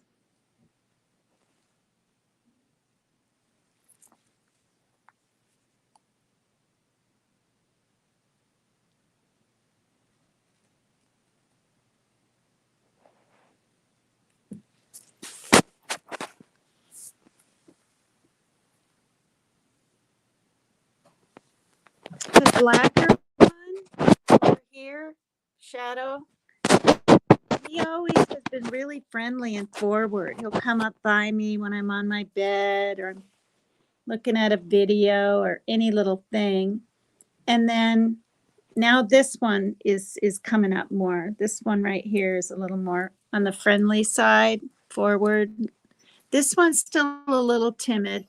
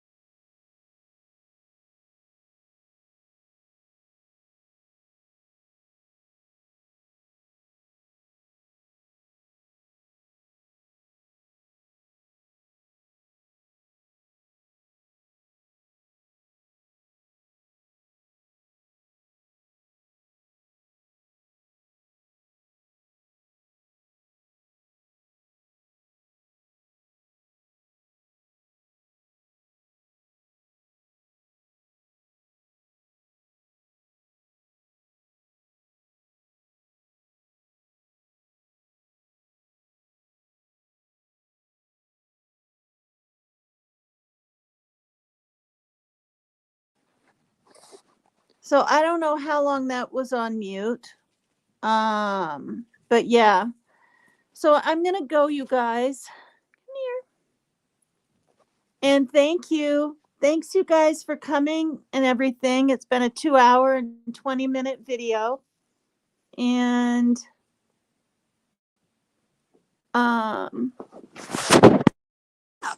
hit the like and subscribe if you will.